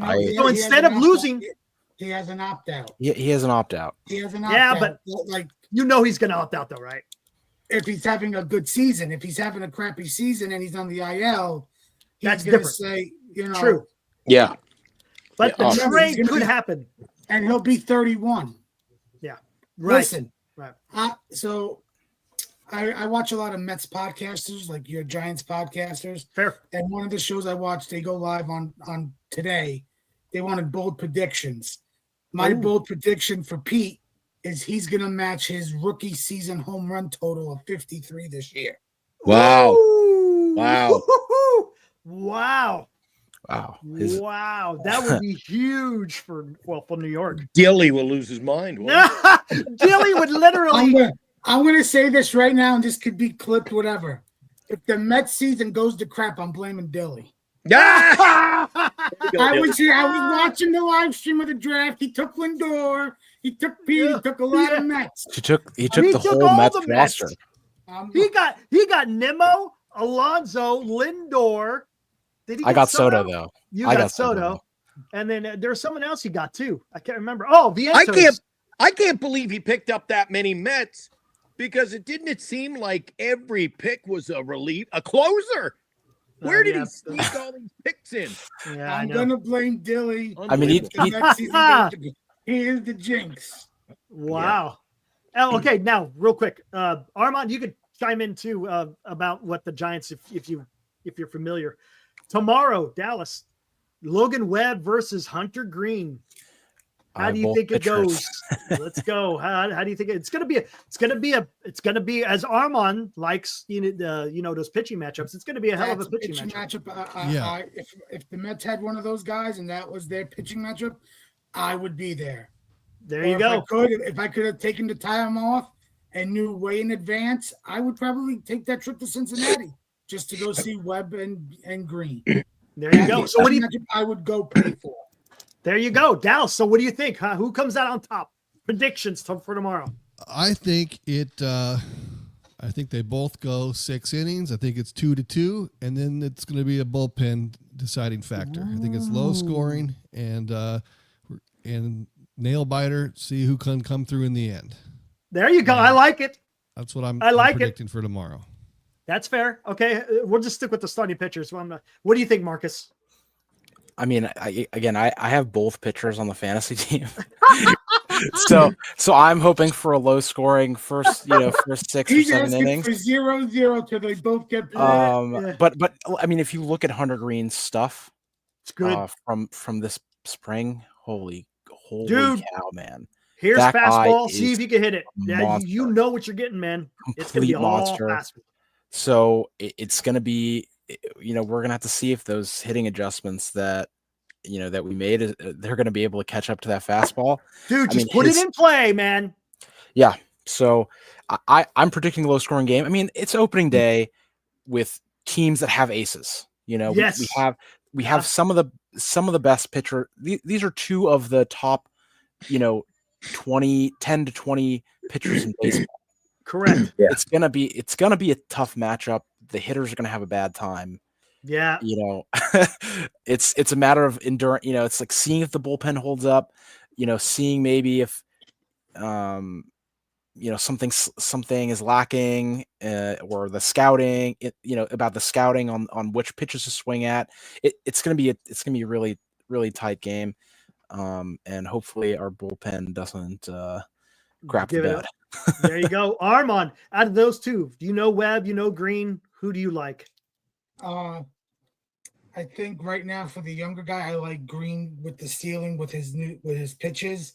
But I think Webb is gonna have better stuff to play with tomorrow. I think Green will have more strikeouts. Okay. And I don't think I know Dallas. That, in my opinion, for the opening day, both going 6 innings is a bit bold. I think because it's opening day, I could see both starters from a team perspective, 4 or 5 innings just to keep them protected so they don't, blow out their elbows or whatnot. But I think Green will have more strikeouts than Webb. But Webb will be more efficient in getting out of innings. Like Webb's going to go at least 3 innings. Webb's going to go at least 6. They were stretching out to 5 in spring, right? Yeah, Webb will go. I think Webb will go 6. Now, Hunter Green, since he's a max effort kind of guy, he may only go 4 or 5. I could see that. I can see that. Yeah. Hopefully. I think it's going to be a lot of strikeouts, not as many innings as Webb. I mean, nobody goes as many innings as Webb. Webb's the only pitcher in all of baseball right now projected to go over 200 innings this year. Really? He's the only one projected? The only person projected to go over 200 innings this year. I mean, there's some people that are close, like Aaron Nola, I think, is close. But yeah, he just has that endurance. He's that guy. Wow. Because teams are afraid of the pitching injuries. It's an epidemic in baseball. I mean, the White Sox alone this year have 6 pitchers with Tommy John surgery. That's nuts. Yeah. I know. It's definitely a problem. But Webb's pitching style isn't the same. That's it's not the same as the one that's sending all these people. He's more of a pitch to contact guy, right? Like, yep, he's a ground. He tries to get the ground balls. Definitely pitch to contact, low pitch count, many innings. It's just his style, and so he goes long. Glenn, who do you like, man? Do you think you got a favorite, or you think it's going to be? You know what? I certainly don't know enough about Cincinnati to even. When you start, who's going to be doing better? I really don't know. Now, obviously, I've watched Hunter Green in the preseason, to piggyback off Dallas, Marcus, Armand, all three make great points. Great dissection of what to expect tomorrow. Each brought a little something about, Green, Webb. I can't, Dallas, no offense. I'm thinking I can't see 6 innings, and I'll tell you why. Damp, overcast day, and the temperature could be 55 degrees during game time tomorrow. And like Armand then said, injuries. Man, you don't want to push a pitcher on a cold, damp day, opening day, and push him 6. I don't know. You guys can also respond to my thoughts, but I think going 6 innings with what would be arguably for both teams your ace pitcher on opening day, I think that's pushing the limit on a cold 55 degrees. You're not talking about a midsummer's day pitching a ball game. But you're going to see gunslingers. You got the 2 best pitchers on the respective teams, and both teams are going to want to come out and show some dominance because obviously Cincinnati think they've got a great team this year. They think they're in it to win it. Terry Francona, I think we talk about how we want to see the San Francisco Giants pick up like a bit of a vibe. A new era of Giants baseball. I think the same thing's going to happen in Cincinnati. I think he will bring out the best in a young ball club. The Giants certainly want to turn over a new leaf as well. So you got 2 great pitchers, a great opening day. I think it's going to be, like one of you guys said, I think it's going to be a close game. I think it could be a 1-run game. And I also agree that I think it's the bullpen that could decide this game. It could be a game that ends 8th, 9th inning with a run. How do you think, Eric? What do you think? Do you like my thoughts? How do you think? I think it's going to definitely be a pitching duel. I think pitchers are going to be ahead of hitters right now at the beginning of the season. The over-under is 8 in the game, which I thought was a little high with those 2 pitchers. Well, I probably could see why, because you're in Great American. Could be. So you leave a mistake and that thing could get punished, and it's going to go a long way. Well, I shouldn't say it's going to go a short way, but still go over a wall. Yeah. So that's what I should clarify. Yeah. Because it's not, you leave a mistake. And the good thing, and here's the thing. The good thing about Logan Webb is he's a ground ball pitcher. So usually if they're hitting it hard in the ground, not really getting the loft. Hunter Green, I'm not sure what he is. I'm not sure if he's a ground ball or a fly ball guy. Usually the guys who don't risk Hunter's more of a swing and miss type of guy. Yeah, that's what I was going to say. But when they do give contact, what is he giving up? Is he giving up fly balls, ground balls, liners? That I don't know. But yeah, it's gonna be interesting. I think it's again to kind of echo what Dallas said. I think it's going to be a pitching duel. There's no doubt about it. And let's see if the Giants again. This is going to be big as far as what is the Giants' approach going to be to when you're facing a guy who's throwing high 90s, low 100s. Are they gonna try to kill it, or are they just gonna go with where the pitch is pitched? That's gonna be key. I hope it's the latter. It's gonna be fun though, man. Good take by everybody here. Maybe I want to throw this, Eric, from our chat to one of the guests. Marcus really has done a job breaking down other teams. He put a lot of work into his fantasy league, so I don't know if you can, if it's fair for me to ask you to respond to this, Marcus, but give it a shot. Ocean View Coffee Shop in the chat says, who has the better bullpen? Can you break that down, Marcus? Oh boy.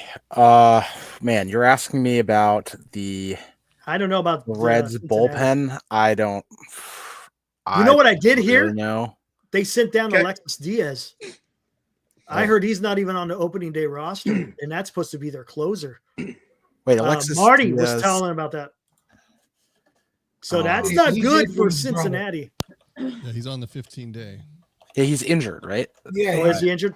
Yeah, he's injured because I remember because I tried to trade for him this morning after seeing him getting put on the IL, but man, you're trying to shop off injured people, man.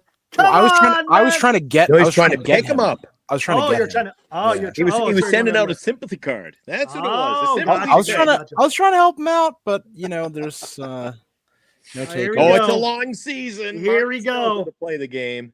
Hey, we got a 6th guy in here. Toby, what goodness. is up, Toby? Hey y'all, how's everyone doing?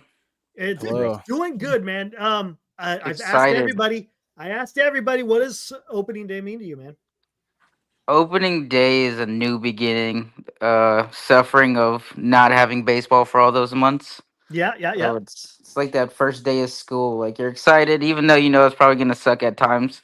You're still excited for it. No more of that. No, that's all done and over with, right? That's Nope, over no with. panicking right now. We're Yeah. just happy it's here. Yeah. Good. Awesome. So, what you got, man? You gonna watch the game tomorrow, or are you gonna unfortunately have to be at work and have to? Oh, I'm gonna have it underneath my computer. I'll definitely be watching. There's no way I miss. Nice. There you go, man. I don't know what the technology today, Eric. I always watch movies. You ever see the movies where the guy's, out to dinner with his wife and he's got the little, remember just the one single earbud? The one earbud with just the sitting long there white. with the long, yeah. Put it down in People your used to shirt. sneak it. Now you can listen on your computer. And Toby will be, I wonder, car sales are going to be down tomorrow. I have a feeling. Oh, I'm not selling anything tomorrow until after the game. Nice. There you go. Let's get 3 out. We might, hey, Ryan, we might get 3 rows going. We'll see. I keep throwing the link out there. Hey, guys, you guys in the chat, you guys are more than welcome to join. This is opening day eve, man. We're getting ready to begin the 2025 baseball season with the first game being played tomorrow in Cincinnati. What is that, 1:10 start? Logan Webb versus Hunter Green, man. Can't freaking wait, man. So I have the great Reds matchup. roster right now in front of me. I could read you what their bullpen is. Yeah, let's hear their bullpen. Go ahead, Arbon. It's not Scott great. Barlow, Nick Martinez. Well, he might be a swingman. He's going to be a starter. He's going to start the 3rd game. Emilio Pagan, Sam Moe, old Giant Taylor Rogers, Tony Santella, Carson Spears, and Brett Suter. They have 3 lefties in the bullpen. Holy crap. That might, to be honest with you, that's going to benefit the Giants because they're going to have to bring in one of those lefties. They can't rely on all the righties the whole time, man. They're also down. I mean, they're down their closer, right? So And they're down their closer. I would think it's either going to be a closer by committee till Diaz comes back, and if somebody gets hot, they stick with him. Maybe they stick with Pagan until Diaz comes back to be their closer. Man, you know what? Giants may get lucky here. I mean, We're catching them at a right time. Yeah, that's what I was going to say. Yeah, if you're down your closer. we get to play 2 series against them without their closer, right? Yeah. Or is he going to be back by then? I don't. 'Cause I Oh, feel that's a great point because they come to San Francisco. Yeah, I don't know like if he's very ready soon, for- right? They're like In a our week. second home series, yeah. Yeah, he may not So- be ready. Eric, let's throw it around the table now. We got a 6-game road trip to start the season. Yeah, here we go. Dallas, what's our record coming home? I think they're going to be 4-2. They're going to win both series. Wow. Nice. Toby? Yeah, same. 4-2. I think we probably lose. We're not very good opening day. I don't know if you guys have looked. We're Yeah, not it's not actually very very good. good opening day. So I could see us losing opening day and then taking the last 2. Marcus? Yeah, I'm gonna have to go with 4-2 as well. I think we have what it takes. I think the Reds bullpen's gonna be soft. We're a bunch of homers. You guys are killing me. Armand, what about you? yeah. You can pick either the Giants game or you know what? Well, your team is welcome. Your team. There you go. What are the Mets? Mets and the Astros. I don't know how you're. What do you got to start the season? You got Houston. Then who you got? Then we got Miami in Miami. Oh, well, sounds good. Well, yeah, but Miami's always a pain in the butt within Yeah. the division, them in Washington. But I'm gonna say for the Mets, I'll say 4-2 because like I could see us Monday, David Peterson just losing that game. Maybe the bullpen blows it. Maybe Peterson has a good outing, 5 innings, and then one of the guys, Brazaban, former Marlin, who we got him from last year, just blows the lead. Okay. All right. I'll say 4-2 for the Mets to start the year. All right. Hey, Dan's in the chat. He goes Giants, 3-3. I'm going to be bold. I'll Oh. say 5-1. Holy shit! Holy shit! You're welcome here anytime. man. What a And it must be the I'm first having season. chest pain. Yeah. there you oh go. my god, dude! I'll have a better idea of what the Astros are after tomorrow and Friday. I mean, here's the Yeah. thing. Here's the thing with the Astros, okay? Altuve looks lost in the outfield. Yeah. He looks extremely lost, okay? Isaac Paredes is going to hit 2, right? Is that right? He's going to hit 2. And he has not been doing very well in spring training. Wait till So- he gets in freaking Minute Maid Park with those Crawford boxes, man. I mean- Daikin Park, Eric. They sold the naming rights. It's no longer Minute Maid. What is it? Set the Ed? over on his home runs. It's Daikin Park. It's what? It's Daikin Park now. It's no longer Minute Maid. What? Dyke They got Park new. sounds like, It's all about the money. I know, man. I know. Okay, I said this the other night, and I've said this here for the last couple, like 3-3. I think they come out of that road 500. I think it's going to be 500. which series do you think they win, and which series do you think They lose? win the series in Cincinnati and don't win the series in Houston. I just don't see any pitching that Houston has after Valdez that could match up. And their bullpen's not that great either. They just traded their closer. I know Cam Smith is a nice little story, but he didn't look great out Yeah. in the outfield if you watched. He has a nice little bat, but Nice he didn't story. look Nice good. story. Correct. So that's 2 outfielders who are not in a position because he's a third baseman. So 2 position players who are kind of out of their depth. I could see where we can go 4-2, maybe slipping up 1 game or giving them that Valdez game. Okay. That's Okay, the beauty now- of baseball, man. That's I'm the beauty of only- baseball. I'm the only negative Nancy here. I got them going 2-4. They win 1 in each series. And the reason I don't even have them going 300, you're starting the road. You're starting the road. I don't know what to expect in Cincinnati. And knowing what we had last year, I'm just going to go with what I know. So they win 1 of the 3 games. And then, of course, it's going to be a tough second series. So I can see them winning a couple. And it must be the night before the season starts. Did I see we had a Rob C sighting, Eric, who I hasn't saw gone- that. who hasn't going 0-6. So let's Ugh. get rid of Rob. There we go. See you, Rob. So we're all over the place. I got him coming in with 2. Boy, Eric's. I can't believe the panel. They're all over. Guys, winning ball club right into the gate, huh? I think so. I mean, I've always said I think It's we're went going to have. 4-2 instead of last year. I mean, I think we're going to be good to start the season. I think the real question mark is how long our team can last. Going down the stretch. What's the endurance of our pitching, and can our hitters make adjustments going down the stretch? That's going to be the big question about this team. I'm not worried about the beginning of the season. I'm worried about the beginning of the season because if you followed them last year, there was a lot of hype. Everybody, when we brought in Snell, Snell got off to the slow start, obviously. They got him in there. Chapman obviously was there from day one last year. There was a lot of hype around this ball club heading into the first game of the season in the first month of the season last year, and we did not play well.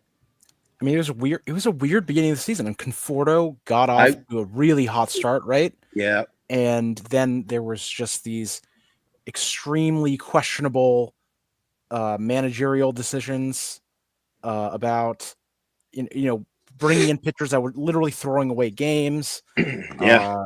You You guys remember, Marcus, do you remember, speaking of throwing away games, do you remember, Eric, maybe you remember too, because we've talked about it in the past, but weren't there games early in the season last year where I know Eric and I called out the manager? I thought he was using the bullpen very, very erratically.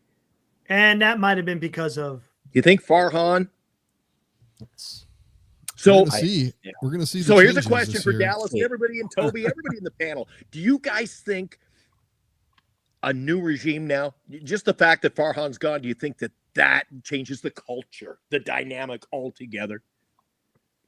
I think Yes. we're on that track. Yeah. Yeah. I It think seems they're like that's the going case. to- I think the sentiment around Farhan and the way he did things is so negative that even if they wouldn't have organically been different, they're going to want to do things differently just to get away from the narrative. True.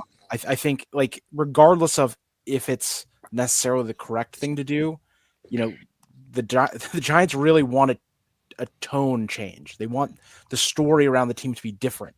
They want, they want to seem like a new ball club. They want not a new ball club, but a return to the dynasty era. Here you go. Correct. Different a lot narrative. of Farhan was rejecting the dynasty era and trying to take us into a new age or a new form of Giants baseball. And I think Posey is really a correction against that. It's like, no, people want to celebrate the dynasty. It wasn't that long ago. The people are still here. Bring them in, make the fans excited about when Giants were a winning ball club. So I think even down to the management of the bullpen, it's like, let the baseball players play, let the managers manage. Let's not have the front office guys determine how we're doing things, or at least don't make it look like that. Right. Hey, Lou made a great point here. And I 100% agree what he's saying here. Remember, Buster is a new in charge and a new attitude, but Buster isn't playing. Giants need to hit in the clutch for it'll be another long season. And I get what he's saying, and I've said this a million times. The coaches only can coach so much. Buster Posey only can influence, vibes and culture only so much. When the guys get in the box, when the pitchers are on the mound, when the players are in the field, they have to execute. That's going to be the key. And as long as they can execute and do what they need to do, well, then we got nothing to worry about. But I do like where the philosophy of the club is, because it's different. It's about playing, and I loved how Vince talked about this. Fundamental baseball. You play fundamental baseball, you're going to win those close games that we were talking about earlier, right? Yeah, that's why I asked Marcus earlier along those lines if they added enough players, because I think they needed to add another player. They needed to have an impact. All we've seen is a positive preseason until I want to see them prove me otherwise. I want to see. It starts tomorrow, Eric. Show me that this is a winning ball club and a new generation of Giants baseball. If they could have landed that one impact bat, the guy that a pitcher is afraid, I've talked about this. Yep. That they're afraid to throw to. You just got to have Absolutely. one of those guys in there, just one. And it helps the entire lineup. Now, let's see what the Giants are going to be able to do. We just talked about that the other night, Eric. Yeah, I know. A visiting team comes into our ballpark. They're on the road, and they look at our line. How many players on our team get intentionally walked this year? I don't think anybody. There's nobody you're afraid to pitch to. How many people are getting intentionally walked in all of Period, though. before the that's 90s? not really happened too often. now. Even Judge with his great year, they didn't intentionally walk him as much as you would think they would. He got walked last year, and I've already looked at the stats. There were how many? I mean, Ohtani gets intentionally walked all the time. I went to a game a couple of years ago. He got intentionally walked 3 of the 4 at bats. I was like, I paid for this. So it'll happen, and we get points in the fantasy league when it happens. But I mean, just like and the strikeouts. Eric and I was a broken record last year. Runners in scoring position and strikeouts. Those are 2 ledgers that have to change or to be the same. I'm That gonna has to change for Alonso for me, because he was horrible last year with runners in scoring position. until Like, the if you look playoffs, at Pete's stats right now, he hit 34 and had 88 RBIs. If you just look at those stats blindly, that's a solid season for a hitter.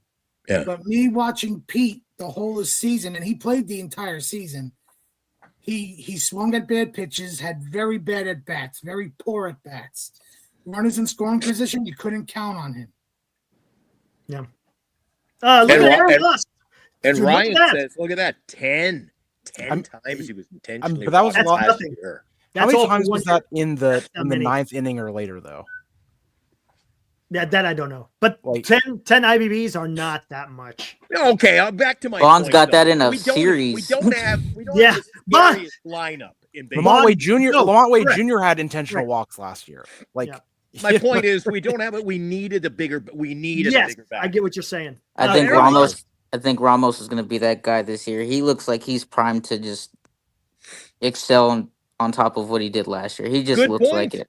Good He point, looks- then, could have been Toby. Encarnacion.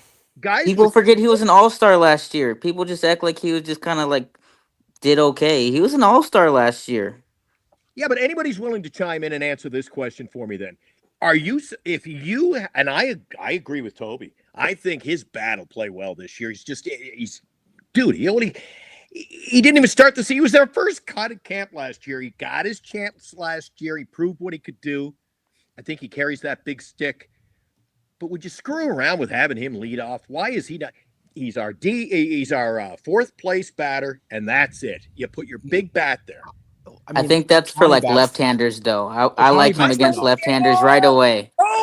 Toby, it's not season hasn't started. You're talking lefties and righties. What are you going to talk? You're going to be talking about platooning. It's the analytical thing now.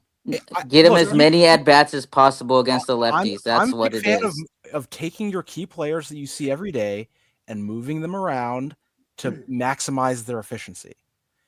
That's important. And if you look at Heliot Ramos' stats last year against left-handed pitching, it was better than everyone except maybe Aaron Judge. Like he destroyed left-handers. If you look at his weighted runs created plus, or all those stats basically say that Ramos is the guy against left-handed pitching. Against lefties, yeah. Sure. But hopefully the next step in his career development is being a more balanced hitter. Of course. Yes.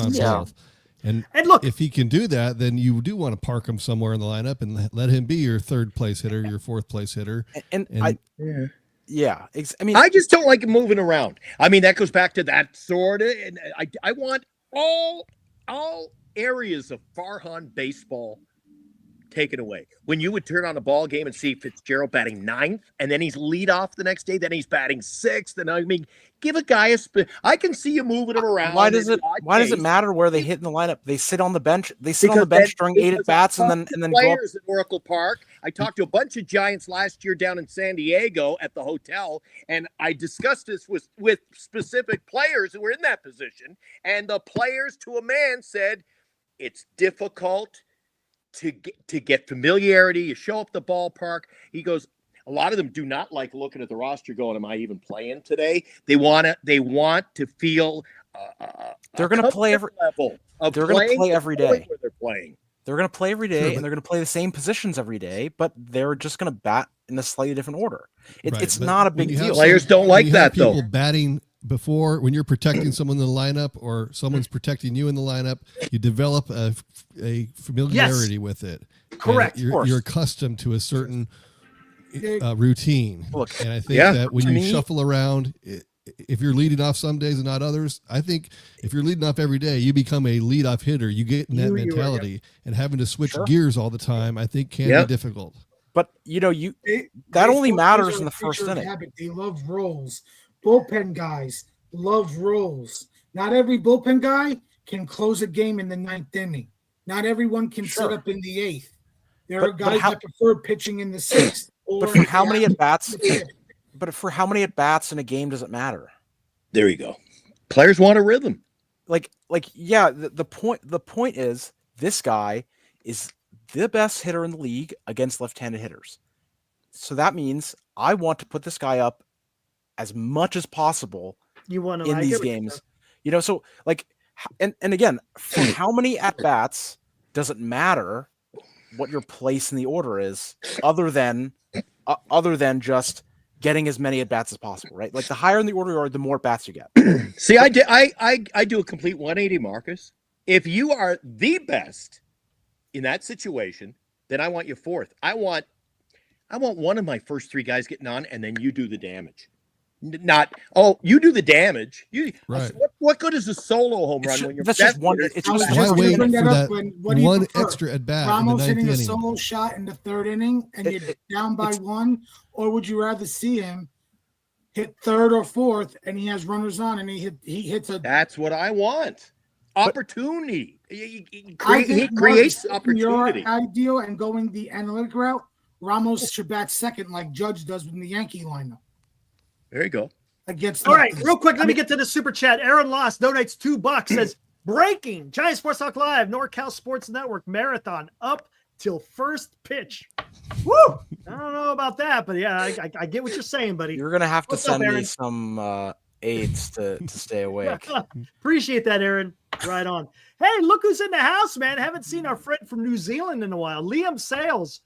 When Fitz was leadoff number 1 towards the end of the season, that was amazing. I'd love to see that again permanently, he says.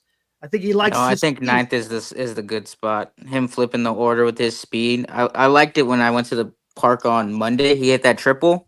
He reset the lineup. They got him right in there. That's a great way. I think he's in a good spot at ninth.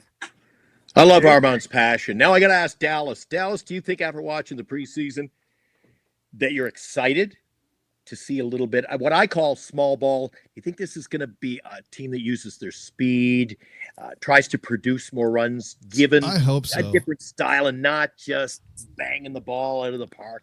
I hope so. I mean, McRae was a big part of that in the spring. Yeah, he was. You're not seeing it with a lot of guys. I mean, I understand that they want to keep people, not getting injured, and you don't want to, steal the bases. Ramos swiped the spring. bag, man. Yeah, Ramos. You know what? That's why I was surprised over I don't know about you guys.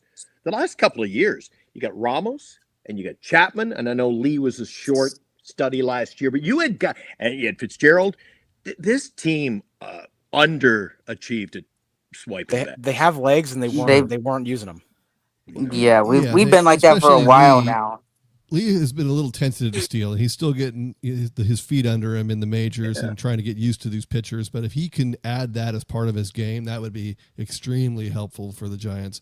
Fitz has been good. Hopefully he continues to push the envelope there.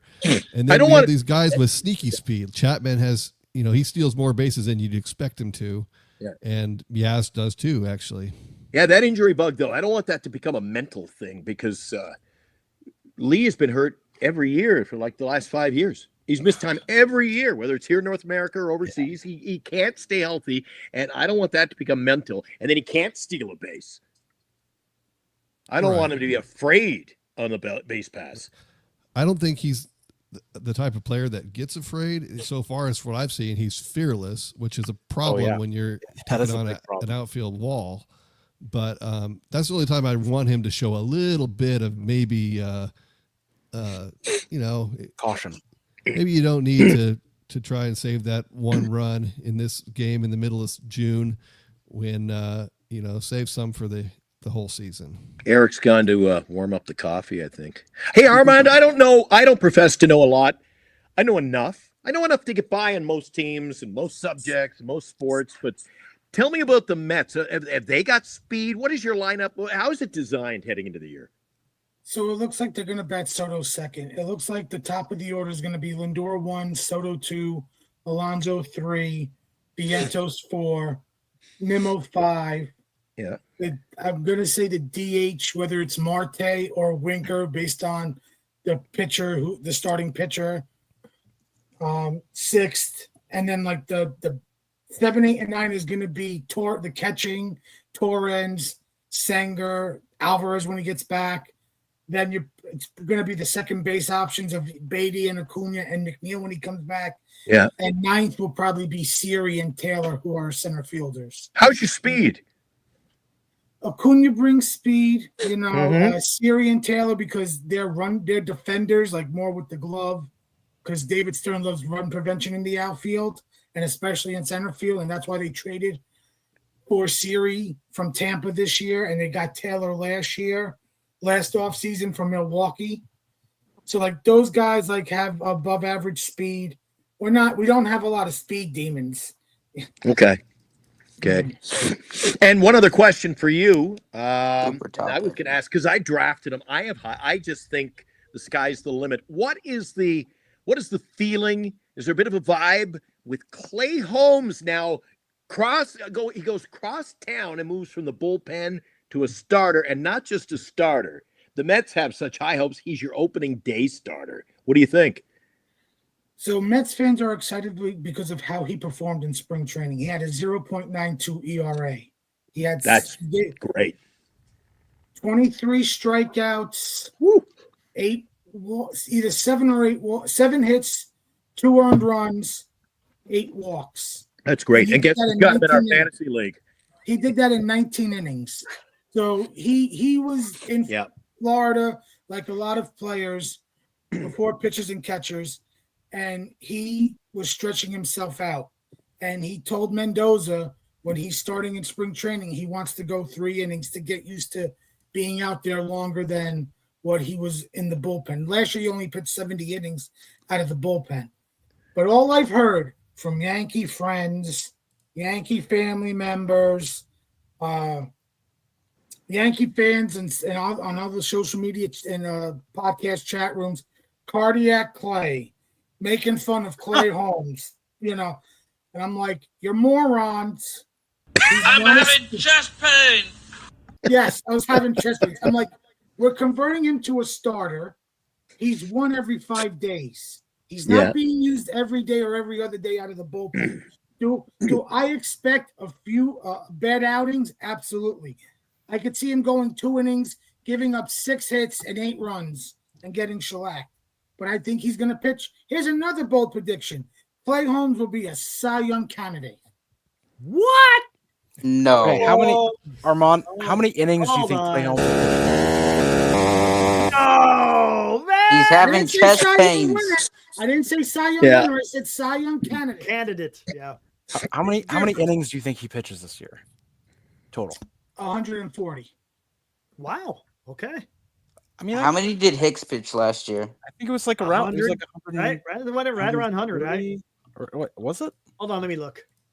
And last year, Holmes in the bullpen only had a 3-pitch mix. He going to the starter now has a 6-pitch mix. 9.2. 109. Yeah, Almost 110.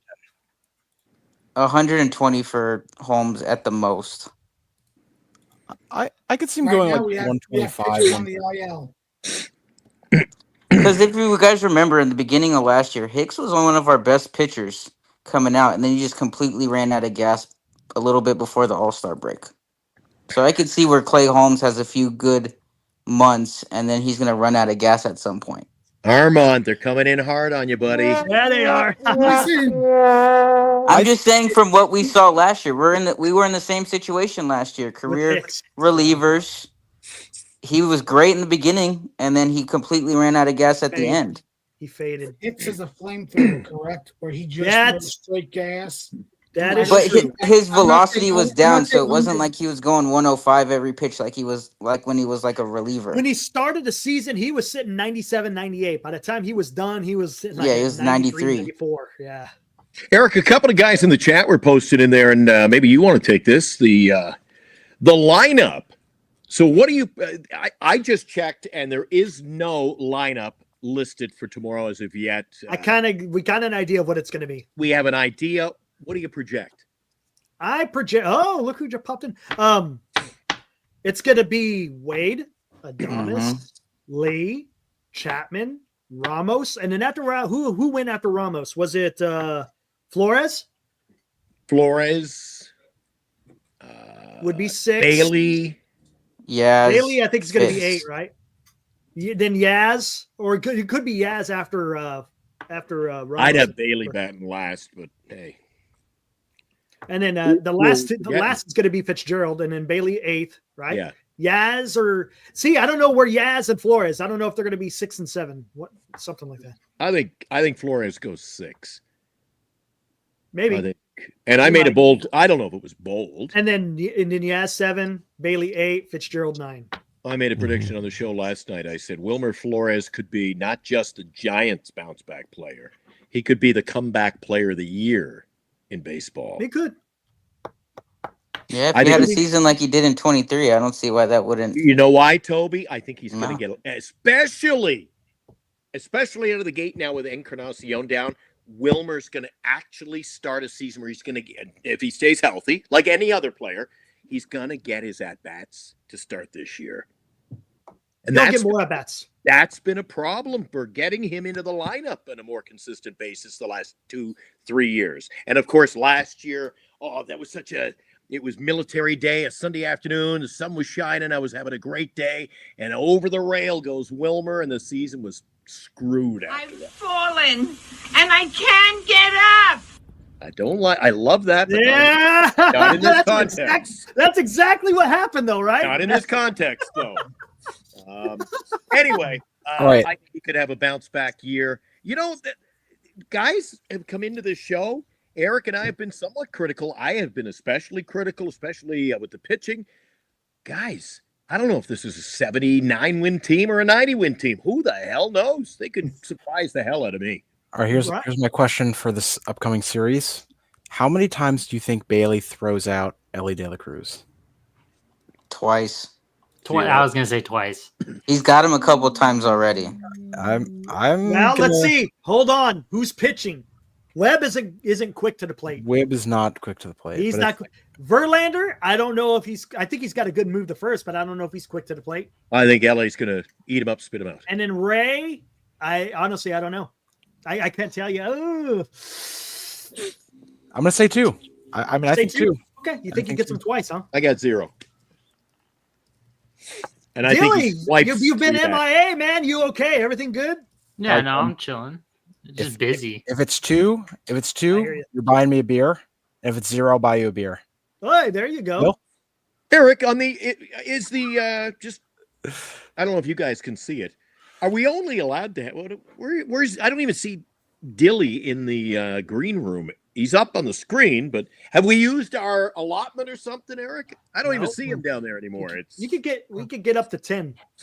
Well, I see me, you, Dallas, Armand, Marcus, Toby, and then no Dilly, but Dilly's in the Scroll show. down. If you Where is scroll he? down, you'll see. If you scroll down, you'll see. him. There we go. The magic of technology. Dude, I I gotta gotta first, get going, my guys. first It's rodeo. almost 1 It's my o'clock in the first. morning here in New Jersey, and I got work in the morning. Oh shit, Armand. Yeah. Thanks, So buddy. I'll say my predictions for the NL East. I have the Phillies winning the division and winning 95 games again, like they did last year. Mets are going to finish in second place with 90 wins. Braves, 89 wins. Here's why: Acuna and Strider are coming back sometime in May. Yes. Acuna, I don't know if you saw his comments recently, but he's really going to take his time coming back, and he's not going to have a hot, like, he's considering maybe stealing only like 30 bags, like not even going for 50 or 60 bags.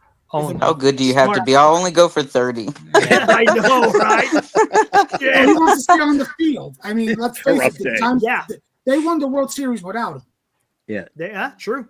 And Good he's point. playing right field, and he needs his legs. Yeah, but with he's better coming off of pitching. Tommy John, they are gonna baby him and protect him. So that's why I have them finishing third, but I have all 3 making the playoffs. Mets and Braves are 2 of the wild cards. I like it. Then you know what? Yeah, I think you're on there to something, Armand. Hey, Armand, thanks for popping on, man. Appreciate it. Hey, Enjoy and you know what? opening day. For a guy on the East Coast staying up late, it's appreciated. And I like what you bring to the show. I always love when you pop in as a special guest. So keep on coming back, buddy. Enjoy opening day. I will. Good night, everybody. All right, have a good night, Armand. See you, buddy. All right, and He's a guess good who? fella. You know what? You get to. That's another thing about having a show like this and baseball. I'm getting to meet people from all over the country. Armand will text me, and I get to know you guys. And it's just. Is there anything better? Dude, it's awesome. Right now, all of us, I think, all of us are. Hey, Eric. In about 100. Hold on. Do all I of hear us that are voice? Probably all of us are probably within about 100 miles of each other right now. Seriously, we're probably all within 100 miles of each other right now. Dallas, where are you at? I'm in Elk Grove. Elk Grove, he's down the road from me, man. Matter of fact, I was up in Elk Grove today, over there. At Marcus the, isn't far from me. I'm by the Caltrain station again. Yep. Oh, Chardall has popped in. I see. What's up, Chardall? Hey, Glenn, how's it going tonight? How's it hanging? How's it hanging? It's going okay, Chardall. I appreciate. I can't wait for opening day tomorrow. Hey, Chardall, I've asked everybody this question. What does opening day mean to you? Dilly, I got to get to you about this too. But what's opening day mean to you? Opening day means to me that you get to hang out with all your friends and watch baseball together. There you go. Okay, Perfect. nice. Perfect. Way to go. And have a couple of beers to celebrate. Oh, Are nothing you wrong allowed? with that. Are you allowed to partake in I'm adult 20. beverages? I'm 21 and over. I can have a couple of cold ones if I would like. A couple of wobbly pops. Couple of cold ones. No, I think my friends say cold ones. I've heard a lot of all my friends He say can have a crack. He can have a crack. I can have a couple of Coronas. We call them wobbly pops. What about you, Dilly? What is I opening day cannot mean to have a couple of cold ones. you? No, But he's only 19. Oh, I'm 20. Thank you very Oh, much. you are. Gotcha. I've been promoted. Oh yeah, your drinking age is so in the U.S. is that's insane, dude. You can go to war, you can vote, you can't have a beer with your friends watching a ball game. That's negative. Anyway, crazy times. All right, Dilly, what's opening day mean to you? It means the start of fantasy baseball is what it Yeah, means. I knew it. I knew it. That's what I that knew it. means. I knew it. It's man. been when was the last time opening day was at Oracle Park? Never. They don't. Yeah, they don't. They do never. it. Yeah, it's a weather So- They like thing. ending the sorta. season. They like ending the season. There you go. So that means Jack Diddley to me. It means that the opening day is the start of the fantasy season because there's no sentiment towards, oh yeah, it's cool to see Webb pitch on the first day of the season in Oracle Park. Oh, I can't agree. I don't know about you guys. Opening day is opening day for me. I'm going to be up early tomorrow. I'm going to have breakfast ready. I told Bernice she's got to go to work. I get the run of the house tomorrow. I'm like, we're doing the show, Eric. I'm gonna watch a bunch of games. Eric, Yeah. Did any of you guys have the MLB package? T-Mobile gives you free MLB TV. That's right. I forgot about that. If you sign up, Eric, what does opening day mean to you? Oh, I love it, dude. I talked about it. Tell you what. Go back to the opening of the show, and I explained. Hey, what it's all about. Glenn, I'm doing a play-by-play commentary for the Reds and Giants game tomorrow for opening day. If you want to pop into my stream for a little bit, you guys are more than welcome to come in for a little bit. Listen to me sound as professional as a Giants broadcaster I can potentially be. Chardal, I want to throw you a bouquet. I don't know if I'll be able to make it tomorrow. Eric and I will discuss that because we've got Eric, like but you're 4 what, shows. Marcus? Chardal, But you're shut up, more. Chardal. I'm talking to you. Hang on. I know you're excited about the opening season tomorrow, but calm down. Chardal, I wanted to say I caught you doing the play-by-play in the preseason, and I want to throw you a bouquet. I thought you did a hell of a job, Chardal. Now you can talk. There you go. Glenn, how did I sound? Was that pretty? Was that as professional as a Dwayne Kuiper, Mike Krukow type of Giants announcer as that sounded? Well, I think there's a little room for improvement, but I think the sky's the limit. You got the cobwebs. There was one game against the Cubs. You called a home run. I think you had the wrong team. But other than that, you really turned it around. You did a great job. I think Eric was tuned in. You were getting more viewers, man. You're getting some guys signing up.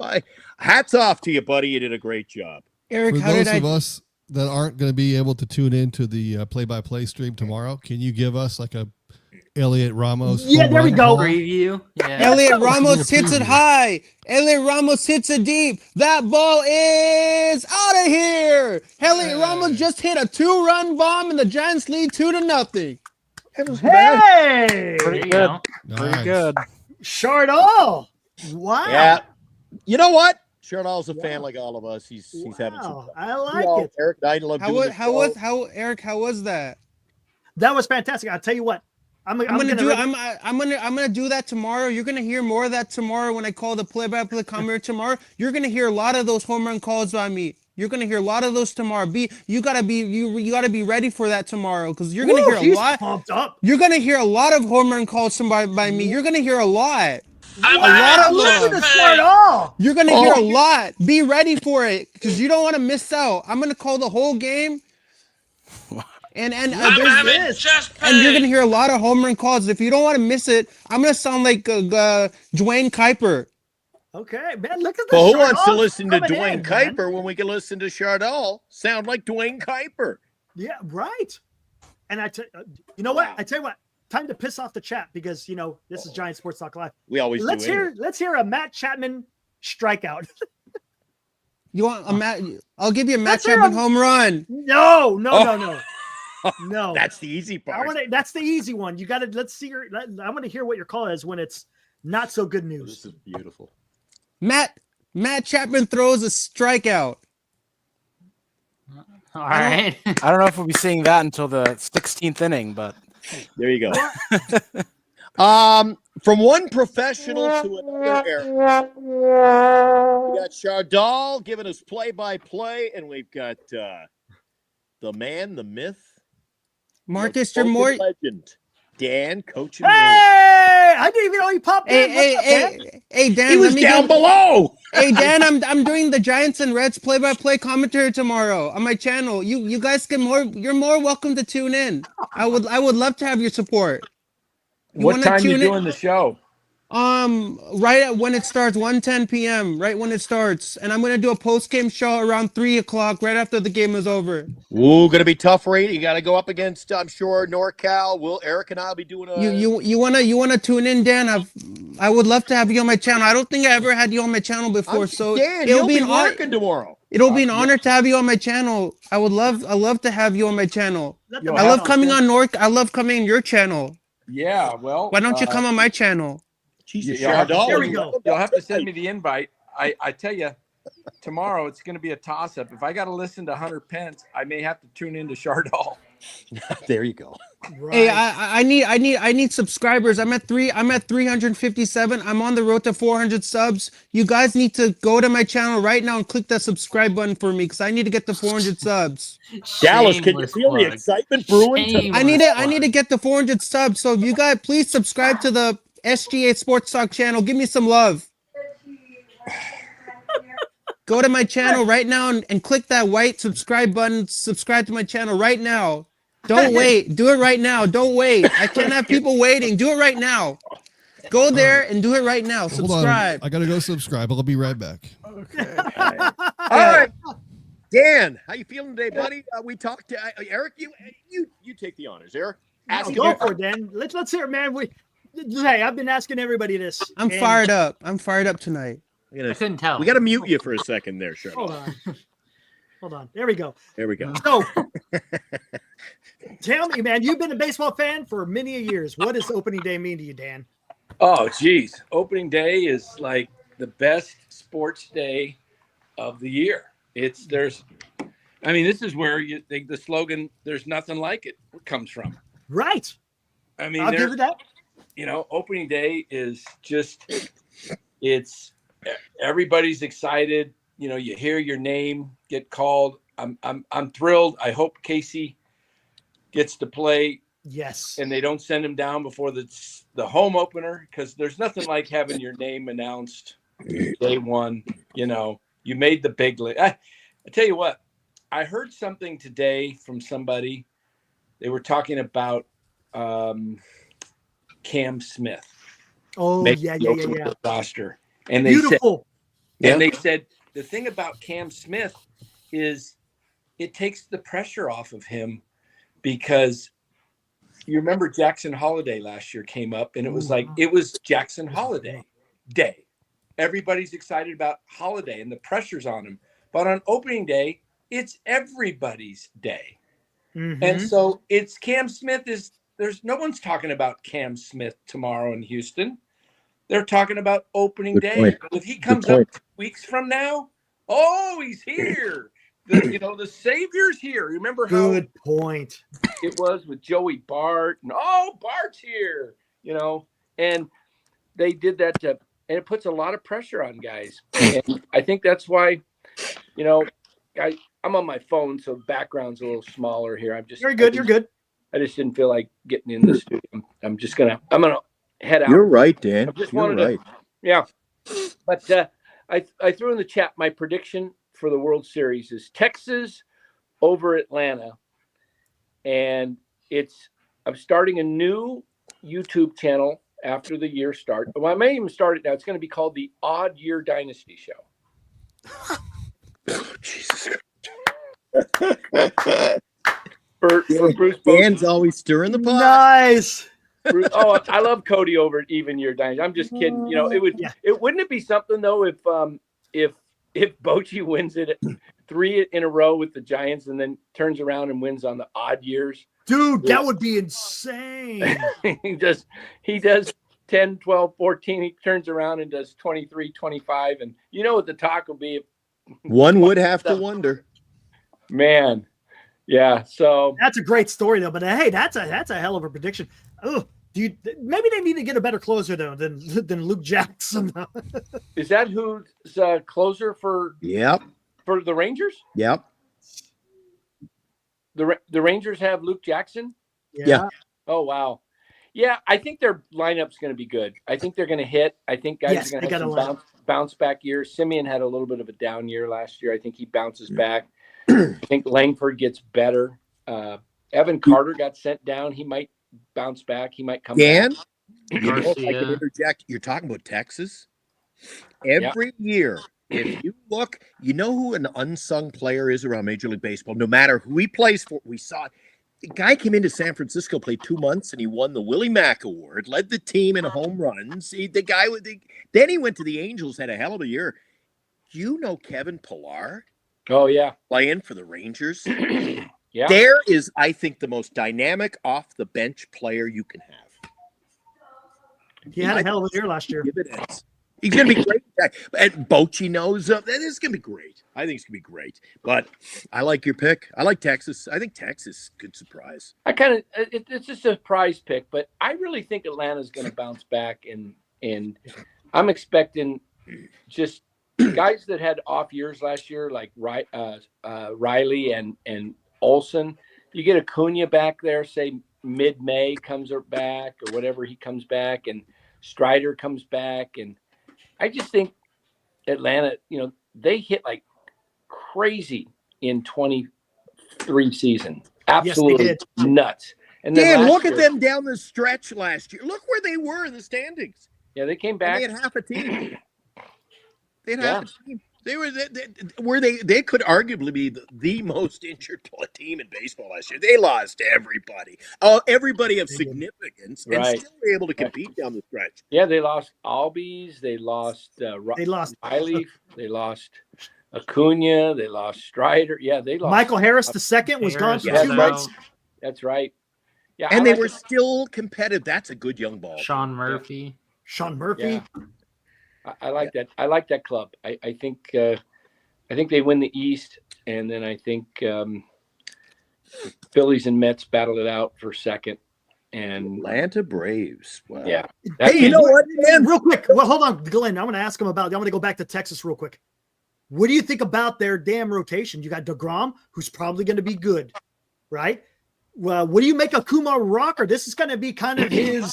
He's been touted. He's had, beset by injury. You think he's going to come out and show I do. something? I like Rocker. I like Rocker a lot. I think he's going to be a pretty good pitcher for Texas. He's Robbie Dizzle just added. I just saw that. Jones. Yeah, I saw that. The amount of moves is blowing my mind. Who did he add, Dan? Greg Jones. Who's Greg Jones? I have no idea. Exactly. Literally, exactly. I didn't know he had any room on his team. He had every up giant you can pick up. Greg Jones. I have a lot of rookies actually. Now look, that I I'll picked see up. who this guy is. Didn't he play for UNLV basketball like 50 years ago or something? Dan, I think he's on the Rockies right One now. of the things I like about baseball, not only opening day all year, I get to play. Oh, he's an NA. Play with my baseball cards. And I was thinking of you today, Dan, because you know who I have in my hand right here? Let me see it. Who's that guy? I can't see it with my phone here close. Let me go. Hold on here. Let me get a little close. Who's that guy? Let me turn it. That's a Brave. We've talked about him on your show. I was the only person who knew of him except you. Is it Darrell Evans? I can't see it right there. No. Who is the most talked about Atlanta Brave on your show? Your channel? That's an old Brave. Oh, I dropped Hold it. on. Dale Murphy. No, they ain't Dale. What's his name? Marcus would, or what's his name would know, wouldn't he? Eric, our baseball card enthusiast. I wish you could. It's the light is. It's glaring. There's a glare. Yeah, It's like blocking his face. I'm trying to get the Biff Pocoroba. Ding, ding, ding, ding, ding. There ding. it is, Biff. There you go. Hey, all right. Did he stop playing baseball before I was born? Biff Probably. Pocoroba, one of the greats when I was a kid. And who's that? There's a giant. A little closer. That looks like Chris Spire, but I can't That's see. Chris Spire. Okay. I was digging out some of the greats. Look at that. Some of the ones I got here. Look at that big. Really? Who's Hey, the guy guys. on the right? That guy's got a look at that guy's chin. That's Holy Tony crap. Kubak.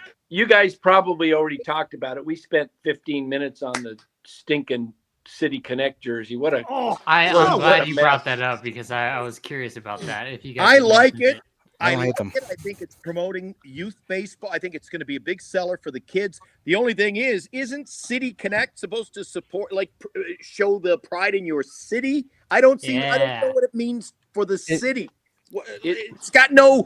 Give me one that's got the Golden Gate Bridge or the Bay Bridge or an We had that, and everyone hated It's it. Hey, how about this, guys? It's How about about the this? summer of love. It's about like the 60s and It's about railroad car graffiti. That's what it's about. It's like psychedelic graffiti. I like. Look at it. that. it's supposed to be it's grown on psychedelic, me. like Jimi Hendrix and like Nuts. I like it. Grateful Dead. Janis I hate it. Joplin. I hate it. I do too, Eric. Grateful Dead. I like it. I don't. I like it. I agree with Dan. I like it a lot. I just like the that dark they're colors. dark. Yeah, Hey, thank you. Dark. Okay, I'll give you that. Yes. I like the black. I don't like the font. It's like gray. Font on the It's like- Giants are just. I it's wish just- the I font- like the font. I hope that their pants are dark and it has that gradient piping going down Yeah. them. I think Yes. that would look good. You have a Oh, they're- gradient belt like that. They're The sticking big it to question, the older. what's going to be the Most hat? of the teams Culture. use that kind of font. A lot of them use that on their City Connects. Yeah, they're No, whimsical. no one They're uses yes, that they- fun and like And It's Who uses that font? same font in San Diego. And look at there, you call ours No. creamsicles? Oh, Well- theirs are Hold on. they're a Hold trip to the Pink. bathroom. pink and yellow. It looked like Those are Neapolitan. horrible. San Neapolitan Diego's are ice cream. horrible. I With- can't stand yeah, they San are. Diego's. Are there any? I like Let's San put it this way: Diego. Are there any you like, Eric? I can't keep you. You have to like the That's a Astros. good point. You have to like the Astros. I like. You know what I Astros are like? cool. I didn't I like like the the- Astros. I like the Cincinnati City. I like those old black with the. I C. really like the Colorado City Connects. Hey, how about The this? green Chicago and White white. Sox are pretty cool. How about this for a uniform, a City Connect, a orange jersey with large across the chest in some kind of whatever you want to go with, some funky font that says San Francisco, fine, or Giants, real big, and then underneath the chest, a silhouette of Willie Mays.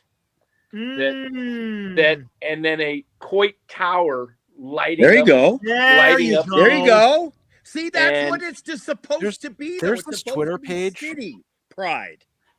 There There's you the go. Twitter page I like, that, I like the jersey. I just don't know how it represents our city.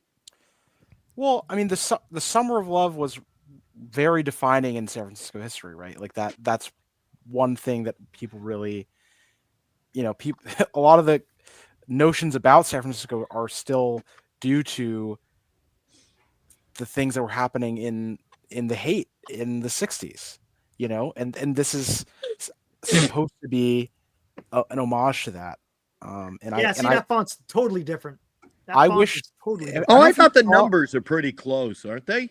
Numbers might be close. Yeah, that's Jung Hoo Lee looks like I he's wearing think- number 57. Oh, because they got it. You're just angry. Go I pull don't up, like it. pull up the photo Get again. off my lawn! Yeah, exactly. Pull up Just the photo of the angry. City Connect jersey again. Which one? So oh, with the old City Connects, with the creamsicle ones, the Giants went 30-16 wearing that jersey. And people are still bitching, so you can't win. Yeah, exactly. Right, but You if they look- do you that can't- again, I bet we'll see some people wearing them. I think it kind of catches What on color- if it's what are the always with hats a gonna winning look like? experience. The creamsicles were like, Yeah, what's the hats unwearable as gonna a look fan. like? I That's gonna can't be wait for interesting. that. Somebody said in my show it's It'd going be to cool a if they're trash purple. can. I would agree. I wanted them to be purple so bad. And then like Bailey's catcher's gear, if that was purple, that'd be kind of bad. I thought it was going to be an all-out purple jersey because when I was at the game With on Adames? Monday, Oh, Willie's glove. Monday night, the purple glove stood. I could Yeah. see that right away. I went, look at the glove on the guy. I Looks like it. cool. Oh, that's where Dwayne Kuiper was talking. Yep. Yes, the other night. yesterday. And that. he was saying, Yep. I can't tell you I what can't the tell purple is. Oh gosh, Yeah, really Makes was, sense now. Eric, you scroll down a little bit. Yeah, let me hold on. that's Let me- it. That's it. That's Oh, they don't have. Oh, can you go to the? I like it. Because there's it's if grown you on go me. to the full post, there's like a little patch in the corner. Yeah. That I It's think got- looks. Oh, really- yeah, I that know think you're- does hold look on. really cool. You can't tell in that picture, but it looks like the sleeves on the hell did I left get side there have the orange and purple, and then on the right side that has purple Yeah. sleeves. Isn't that odd? I can't It get says that. San Francisco down. You're right on. At the You're right bottom. on. Yeah, it says San Francisco with a patch. Yeah. But Dallas think is that onto looks cool. something. Look at the right sleeve; it's got an orange, bunting on it, and look at the other one; it's purple. Orange. Yeah, it's orange and purple on the ends. Of the I like sleeve. it. I mean, I don't mind the colors. The colors don't bother me. It's You that didn't like the stupid-ass Giants font. font? Yeah. I hate that font, man. I like it. I like it. I'm gonna get this jersey. That is I'm gonna gonna sell. get this Look, jersey, and I hope it's a purple hat. I already I'm promised. getting this opening day. At the end of last season, I said, I'll have that one. If we extend Matt Chapman, I will buy the new City Connect jersey with Matt Chapman's name on the back. So I You promise got to get that. this now. I promised that to God. So Well then, I don't want to. I don't Yeah. want to get. I don't want to get smited for reneging on my promise. Don't get smoked. I'm Well, gonna have to buy a jersey anyway. He wouldn't but smite it you; is he growing would up. smite the team. He would So you smite kinda the have Well, team. he already smited the team last year. So. I'll tell you And what. I agree with Danny. Danny said on his show tonight that are they trying to?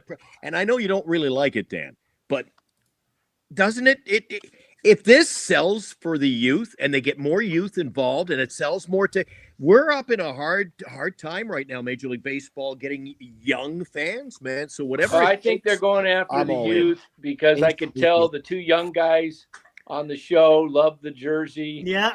So it's worked. It's worked. It's going for the youth. And as far as Marcus, you don't have to worry about buying it. God is not going to punish you. He knows that you drafted Sabian Sabalas. And punishment enough. he's like, don't worry about it. He's like, you've already done one ding dong thing. Let's not follow it up with something Look, else. I picked him up and immediately dropped him, hoping that someone would spend money on him for the waiver. Oh man, that's hilarious, man. Oh jeez, that's. I'll great. tell you what.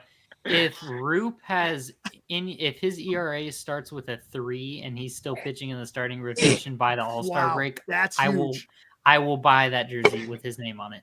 That would be huge. You know, I'm honestly. in this other fantasy league that cost me $200. Can I have another soda? Roop's available. Jung-Hoo Lee's available. Who else many is players available? are in this league? Verlander's available. Oh yeah, but don't you have like 6 people playing? No, 12. Oh, 12 in that one? They're just not homers. Pretty. Oh, sorry, Dan. No, that was when we had Vince on. He's playing in one with like 6 owners. How many And how many there's got how many a roster free spots agent do you list have? you could make. Just the free agents, you could have a winning team. It's crazy. Yeah, they don't. There is a little less roster spots. There's only one utility and no corner or middle infielder. So Yeah, I mean, It- there's like what 26. We have 26 slots or something. So yeah, real quick. obviously, if there's like 50 players all getting, if there's 50 players getting dropped, then like yeah, some players are not gonna make it. But Whoa. Okay. Hey, let's check this out. Mike Val, he's a guy that's in our chat quite often. I think he's in your chat too, Dan, if I'm not Yeah. mistaken. yeah, He wanted to start an all SF Giants follow train. I'm going to sing for an hour. You know the rules. Comment IFB. I follow back in replies and tell us your vision of the 2025 Giants. Hey, there you go. Way to go, Anything Mike. for an hour. There you go. What is There it? you go. What is it? What are you supposed to do? Just give him a follow, I guess. Oh, a follow. A follow I thought you- train. I thought you said sing. Like what? Yeah, he says I'm going to sing for Yeah, an he's hour. singing. He's going to serenade you, Dan, for 6 I don't- solid minutes. I don't know. I don't know what the sing means. I don't know if that's a description of how he's going to explain. Maybe I don't know. Hey, Mike, are you out there? Let us know what that means. There you go, though. Why not? Cool. Well, hey guys, I just wanted to pop in and I can't wait for tomorrow. No, dude. I pumped up my prediction a little bit tonight. Maybe I've had a I don't even drink, but maybe I have had too much to drink. I don't know, but here it is. What's in the Kool-Aid? Oh, 86 to 76. Wow. And Lou, Lou, Salty Lou. 86 and Planted the 70. seed. Lou at 85. 85? No. Planted the seed. No way. I've been saying that He meant 65. I've been thinking Mr. Salty, huh? I got a little 2009 vibe right now. Ooh, I see what you're saying. The way the club was prior to their run. Yeah, they were 88 and 74 and 09, and then they missed the playoffs. But I think they're on the right track. I think there's, I think they're really one good hitter away. One good hitter away.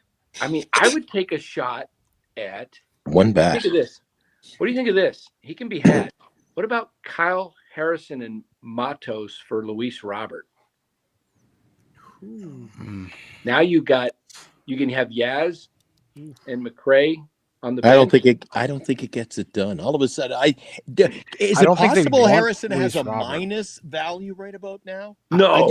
No. He's a left-hander, young. Yes, he's a young lefty. What's his That's value? What is his value? It was 28 last week. I haven't looked at it since he Here, let me see if I can find it. Luis Robert Jr. have him valued like some obscene amount, like just far beyond any reasonable projection of his production. So because of the contract, he still is going to be on the team for a while. That's why. Yeah, I agree of him after the fact. He's going to get traded. I guarantee he gets traded this year. Who gets traded first, him or Alcantara? Ooh. Oh, that's going to be close. They're both getting dealt. I think it'll be Alcantara. I was going to say, I think Alcantara, because Miami moves fast. Yeah, he's easier to move. I mean, Luis, again, they were asking for way too much for Luis Robert Jr. And there's no indication they've stepped down from that. I mean, it was like delusional asking price for Luis Robert Jr. Hey, Dan, earlier in the show, we talked to Dallas and Marcus. Everybody gave their projections. You just did. And you've kind of changed them a little bit. I went up a few. You went up a couple of games. About this on Sunday when Lou and Eric and I and you got together. No, actually, we weren't Sunday night, but apparently you Sunday before. talked about we talked about what your projections were. I threw it out as a kind of a roundtable discussion a little while ago before you joined. But what do you think? Heading back to Oracle for our, I said to Eric, we get 2 opening days in baseball, which is really cool. We're starting opening day on the road. We get another opening day a week from now. What's our record going to be when we get home after 6? 3-3. Yeah, see? So I'm the only guy thinking we come back below 500? Oh, my God. Yeah, I think you're the only one. They could come back 2-4. They could come back 2-4. Dude, it's not – hey, they could come back anywhere, I think, between 2-4 and 4-2. There you go, yeah. Bold prediction there. So I went in the middle. I took the easy way. I say 3-3. I say 3. I think the safe bet is that you, Eric, Dan, 3-3. If you can play 500 on the road to start, that's not that bad, really. Yeah. No, it's not that bad. If they go 4-2, that's I'll be impressed. Really. My contention is not that the I'm not saying anything about the quality of the teams over the course of the season, but my estimation of the Reds, Robbie. He just dropped Greg Jones. That's fine. He was an NA pick. It would have been fine. I know, but that's what's beautiful. You should slap a moves limit on this league, man. It'll be like people will be like, what can I do? I mean, guys are making moves just like, hey, why not? I do the same thing. Yeah, well, you can, but what's going to happen is let's say you're 2 weeks into the season and you're playing that game. What's going to happen is you're going to try to make the roster move. Once he's been moved, you can't just pick him up. You got to get him in the free agent. It's on hold. You can't. Yeah, just but make the after a initial couple move. of days, then it goes. Then you got to wait a couple of days. Yeah. So right now, there's a lot of people are picking up players that haven't been moved and haven't been. Nobody's. I mean, you can take these like solid, middle of the road guys that what they're going to do, or you can take flyers on these young guys that are really hot out of spring training and might show you something exciting. And so like that's kind of what I do with my roster. It's like I decide to take flyers out on a bunch of players that are rookies and making the big league roster the first time and have elite skills that may or may not translate to the big league level. And if they don't work out, I can just drop them and pick up some of the sure thing guys I need to. Smart move. You're not getting Sabalas back. I already got him. That's what Vince. We had Vince Russo on last night. Hey, this guy plays a lot of fantasy ball. What did Vince say, Eric? Vince said you've got those NAs. If they don't pay you dividends by the end of the year, dude, you got to eye on them, and you gotta roll the dice to win. You got to get some late guys. You got to be careful with NAs because that means you got to drop someone off your roster that you may like. It's a gamble. I mean, I picked up Christian Campbell and Samuel Basalo. Oh, dude, you beat me to Campbell. I rushed. Me too. Rushed to the window, and I was like, "Oh, prick, God!" I couldn't believe he. I should. I wanted to pick him up in the draft late, but yeah. I mean, so I wanted him late, and I picked that. He's actually in. Well, he's in NA, obviously. He's in the minors, but I waited for 3 weeks for that draft to pick Chandler Simpson. Someone took Jacob Wilson that I picked. That I drafted Jacob Wilson, but I just didn't really need what he was offering. I'm along with Dilly though. Tomorrow's opening day. That's exciting, right? Oh yeah. Sprinkle on a little fantasy baseball, and it's just over the moon. Hey, Dilly, when are you going to make your first roster move? Well, technically, so I picked up Connor Wong and Okay. dropped whoever. I saw that. The dude was for the Cardinals, just because on pure playing time alone, I think he's going to get more. But that's my backup catcher. I offered Dilly like, an absurd trade that he declined. that was not absurd. Not even close to. You want to hear what absurd is? Is like the 2 trades that happened that were proposed to me either on the night of the draft or the couple days after the night. You want to hear about absurd? I got absurd. Yeah, we got absurd. Yeah, I know. We know.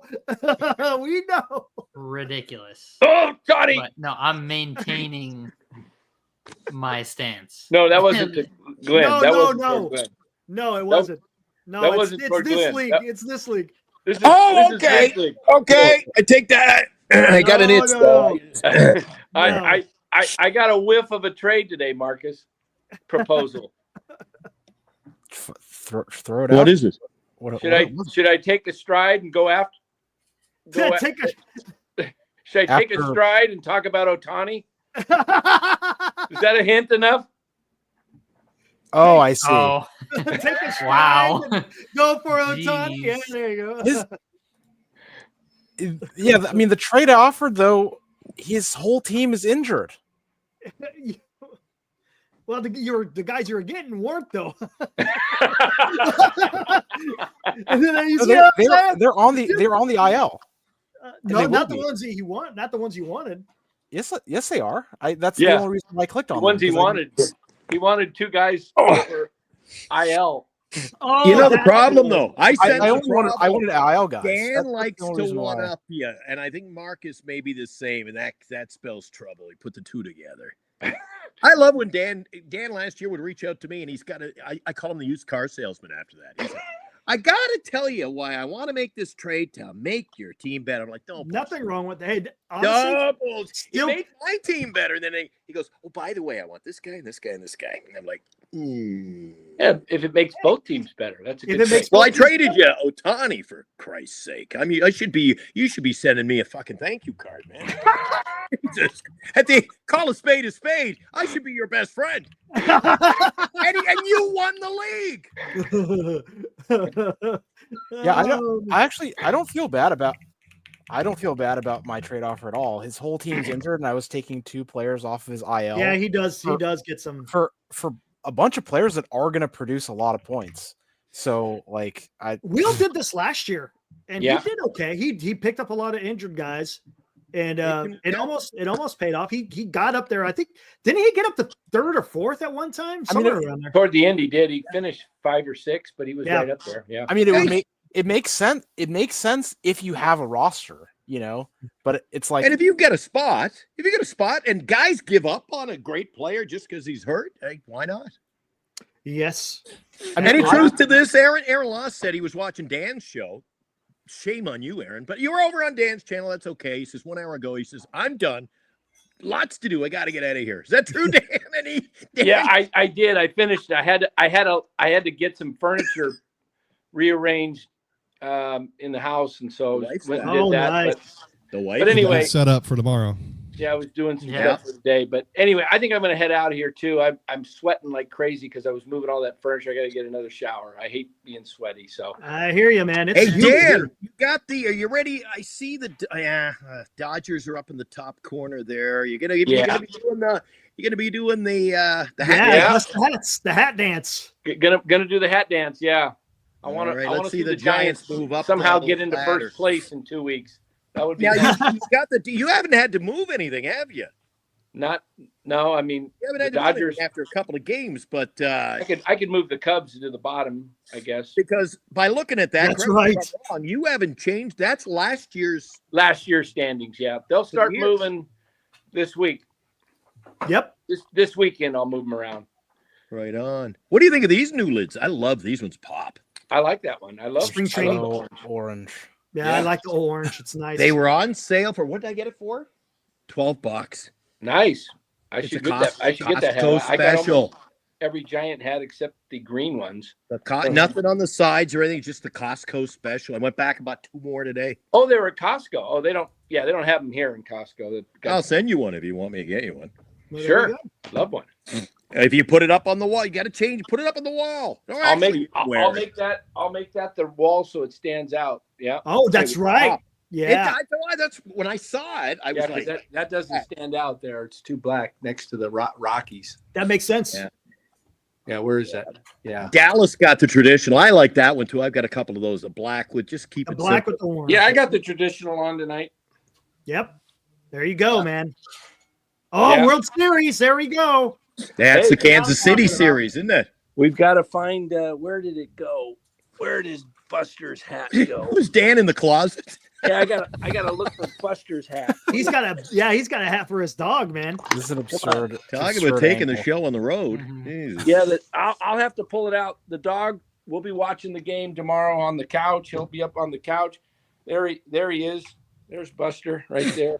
There he is. I want to know if Dan's got something like nice. Dan got up his sleeve for our Oracle opening day because Eric and we're doing the show from Oracle Park on opening day, baby. Nice on Friday. Nice. Come on, Buster. Yeah, Mike O's coming over. Did you decide, Marcus? Are you going to go to the game on opening day? Friday. Oh man, this week is tough. That's a beautiful day to have an opening home openers on a weekend, huh? Yeah. Hey guys, I'm going to head out, but okay, brother. We'll maybe we'll catch up tomorrow. Hopefully we'll be celebrating. What time is the game again? Yeah.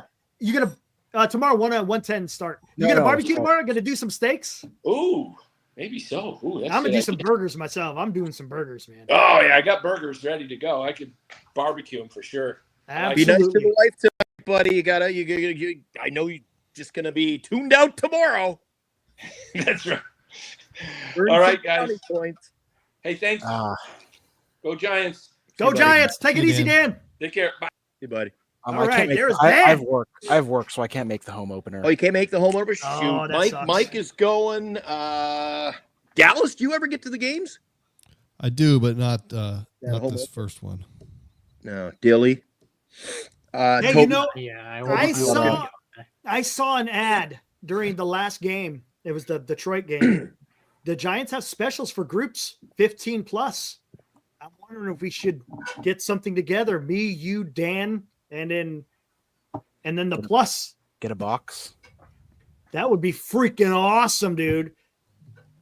That would be freaking awesome.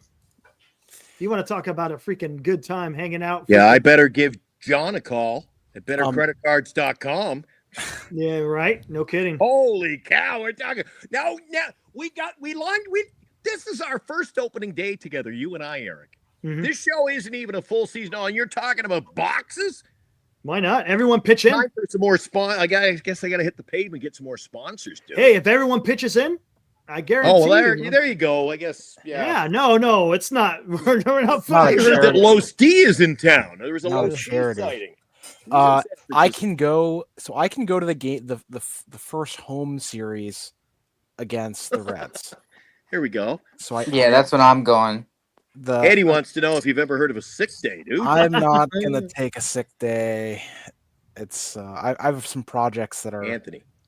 I have some projects that are shipping, so I have to actually work. But Oh well, we'll catch up at a game, I'm sure. 5-1. That's my prediction. 5-1. Who said that? Was that you, Chardall? No, that was Armand. Actually, hey, I think 5-1. Armand came in and said 5-1. Yeah, I think 5-1 is more likely than 2-4. Than 2 and 4. 1 and 5. Yeah. Then definitely more likely than 1 and 5, but more likely than 2 and 4. I just think those two teams are looking kind of weak at the start of the season. They're gonna. I mean, Altuve still looks like I was saying before. Altuve looks lost. Paredes has not found his bat. The Reds are missing their closer. When we talked about this is going to come down to the bullpens, right? So. Oh yeah, the Giants probably won't hit Hunter Green at all. No, that's not, just not going to happen. They're not going to touch that'll be a 2 to 3 game, 2 to 1 game, something like that. It's gonna come down the bullpen, and when they're short their closer. Yep. Just to be different. And we've got 4 in our bullpen, so yeah. So. Who knows? Let's just hope for the best. Absolutely. Hope for 1-0. Yeah, there you go. Let's do that. Yeah. 100%. One game at a time. Here you go. Day at a time, dude. Aaron Law says Robert Rothberg says 7-0 in their first 6 games. We started the first thing I said at the start of the Marcus. I like that. Tonight, I said, here we are. We started with a bang. It's tomorrow's opening day. I said, Robert Rothberg, he must be up to 123 wins by now. Yeah, right. Tomorrow it'll be 128. That's it. The same number of homers as Wilmer Flores gets, right? Robert. Okay. That's crazy talk. I'll just settle for 100.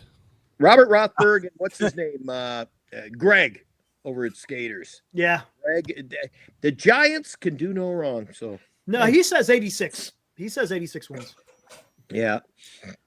I mean, I think does this not sum it up, guys? Robert Rothberg. He says we're going 7-0 in our first. We just talked about that. That is the best, though, right? It is. That's the quote of the night. I mean, yes. But guys, cheer for their team. Hey, one other thing. We're going to be out of here soon. You know when we were talking Mets earlier, and he was mentioning the lineup. See what they're doing? He said with Soto. They're kind of mirroring what the Yankees did with their lineup last year. They got Soto and the Dodgers second. That's where they're doing the all trend. It's the trend. Second. Everyone is putting their best hitters in the top 2 spots in the lineup. Yes. Because again, they want to get these stars their at bats. I mean, these people are tough at bats, man. They eat up pitches. So every time you get them up to the plate, that's a big opportunity. Lamont Wade Jr. Lamont Wade Jr. is a tough at bat, man. He's a hard at bat. I really like the way Yaz looked the last 2 games against the Tigers. Honestly, he has had a decent spring. He's looked really like it's reminiscent, knock on wood, and I hope I'm right. It's very reminiscent of the same types of approaches that they were taking in 2021, where they were way more selective and gave good at bats. So like, okay, you struck out, but you took 6 or 7 pitches. It's like that works the starter out of the game, and then you just murder their bullpen. I hope that's the mentality. Just grind it out. Work Take as many starters, pitches as they'll give you. Yeah. Yes. And I really like that, especially from a guy like Yaz, and it was ironic too in the piece of the game that I got to watch. I felt like Yaz was taking really good at bats, and then Lamont was just swinging at everything. Which was Dallas was pretty quiet there tonight. A lot of people in here, there seems to be nobody on the fence. They either love Lamont or they hate Lamont. Where are you on Lamont playing first base and getting a predominant amount of playing time over there? I like it. I like Lamont Wade. He had a great start to the season last year. He was on pace to be an all-star, and he got hurt. And injury is his only real problem. Yes. The guy gets on base. He's a productive at bat all the time. He's pretty good defensively. He's not the best first baseman in the world, but he holds it down over there just fine. And if he can stay healthy, he could be a really good piece to this team. That's the key. He's got to get on base. That's what he could be a good piece to any team. That's the thing. He, again, like Dallas said, he was on track to be an all-star. His on-base percentage was fucking nuts. It was crazy. It was. He was an on base machine. 465 or something. Yeah, he ate pitches like for breakfast. It was crazy. He was the ABS system. Yeah, exactly. Right? He has an elite eye. Like he knows where the strike zone is perfectly every time. Now, as long as his lower half and talking about his legs, his spaghetti hamstrings can stick together for a season. If they could stay together, then they got to stay healthy though. Got to stay. Like Eric and I were talking about last night. I had missed the fact altogether, so I apologize. But Eric says it was last week. Eric says Estrada breaks his arm. Now, I thought he was in a prime position this year, playing in that stadium. He broke his arm. Yeah, I think it's his wrist. His wrist. Yep. Oh, his wrist. Yeah. So he was in such a position playing start fresh. Colorado, the ball would. I thought he was going to have his home run totals would have been great this year. And then talk about just a tell that to me, who has him sitting on my bench right now, day to day. I feel bad for the guy because you know what? He contributed as a Giant. The guy didn't do any wrong here, man. I'll tell you one thing: on a broken wrist, it takes forever. Most unlucky human being of all time when it comes to getting hit by pitches in the hands. Him and Brandon Belt. I have never seen someone get hit in the hands more than him. But talk about staying healthy. You got to stay. We throw that around almost as a cliche comment. But look, who thought that? I thought farthest from my mind about injuries was Encarnacion, and look what the hell happened there. And I heard, guys, I don't know if you have, he's on the 10-day disabled list retroactive. I heard they're going to put him on a 60-day. No, I haven't seen that. It depends on his outcome of his surgery, right? The surgery was today. I heard he's going on 60. I hope not. Now Wilmer will have an extra 18 home runs by then, so that's good. Bounce back player of the year. Yeah, it's good having Wilmer and Wade so that you have a little insurance if one of them goes down for a little while. Mm-hmm. It's just they both had problems last year, and that kind of shot him in the foot for that position. Yeah, got to stay healthy. And you got to think about it too. Both Wade and Yaz are in their contract years, so they're going to want to play. Trenton Brooks. That's all I have to say about last Jesus. Are you kidding me? That's all I have to say. That tells you everything you need to know about first base last year. It's the highest of the highs with Lamont, getting on base 50% of the time. Are you bullshitting me? Did you see what Mike O just posted? Is that true? You're killing me. None of you guys will care. The Saskatchewan that's true. Have signed Trey Lance.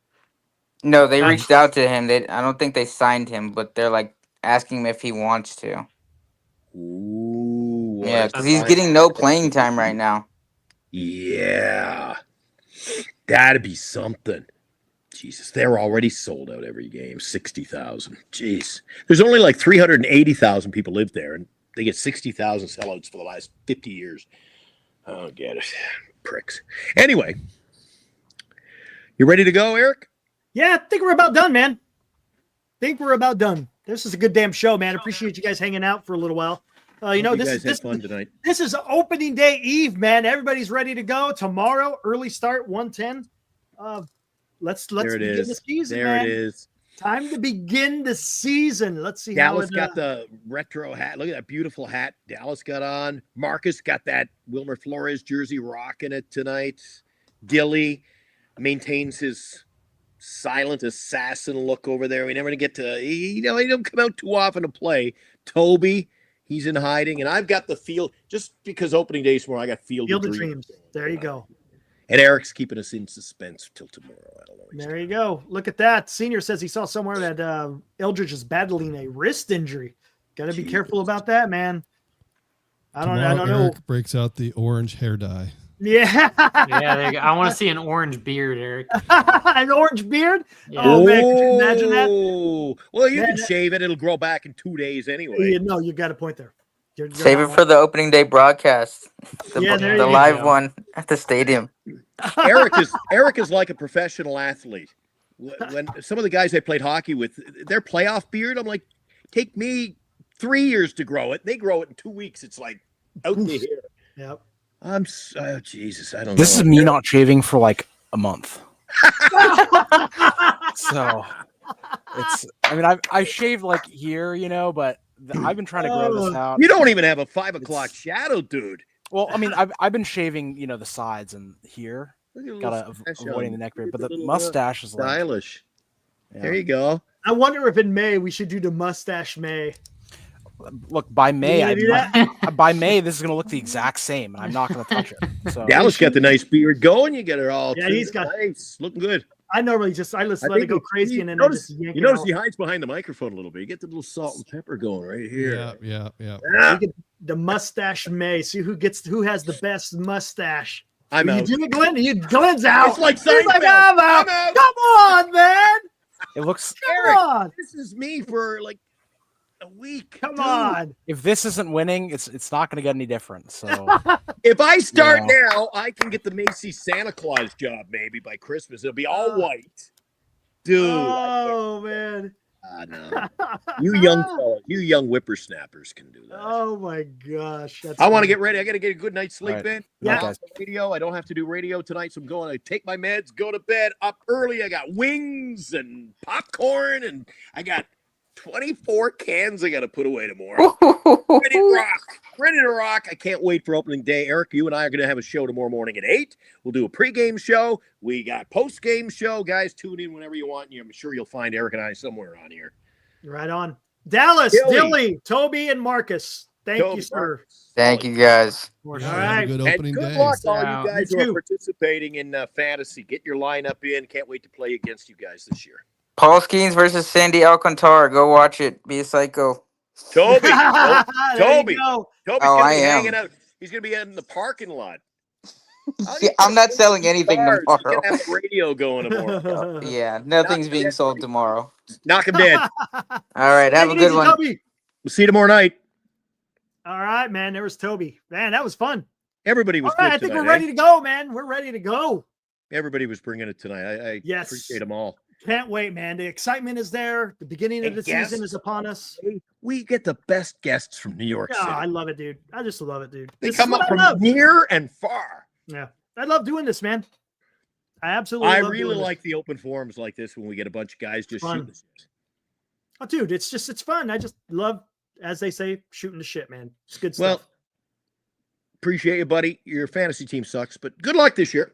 Oh, I'll beat the shit out of you. All right, let's get the hell out of here, guys. There you We- go, We will have a pregame. So look at us for right around what maybe go from 11 to 12 or 11:30 to 12:30. And we're starting off with a bang. We got to do the 8 o'clock morning show tomorrow. Get the pitching matchups out of the way. We're going to look around Major League Baseball. Join us at 8, 11. We're all day, man. Just Yeah, tomorrow's going to be a long one. tune All right, in. man. Let's get out of here, guys. Nice Be good sleep. out there. Let's generate those good vibes. That's all we can do, right? As fans, all we can do is hope for the best. Let's See you see how tomorrow, it Eric. starts. Yep, See you let's get out of here. Woo! Yeah.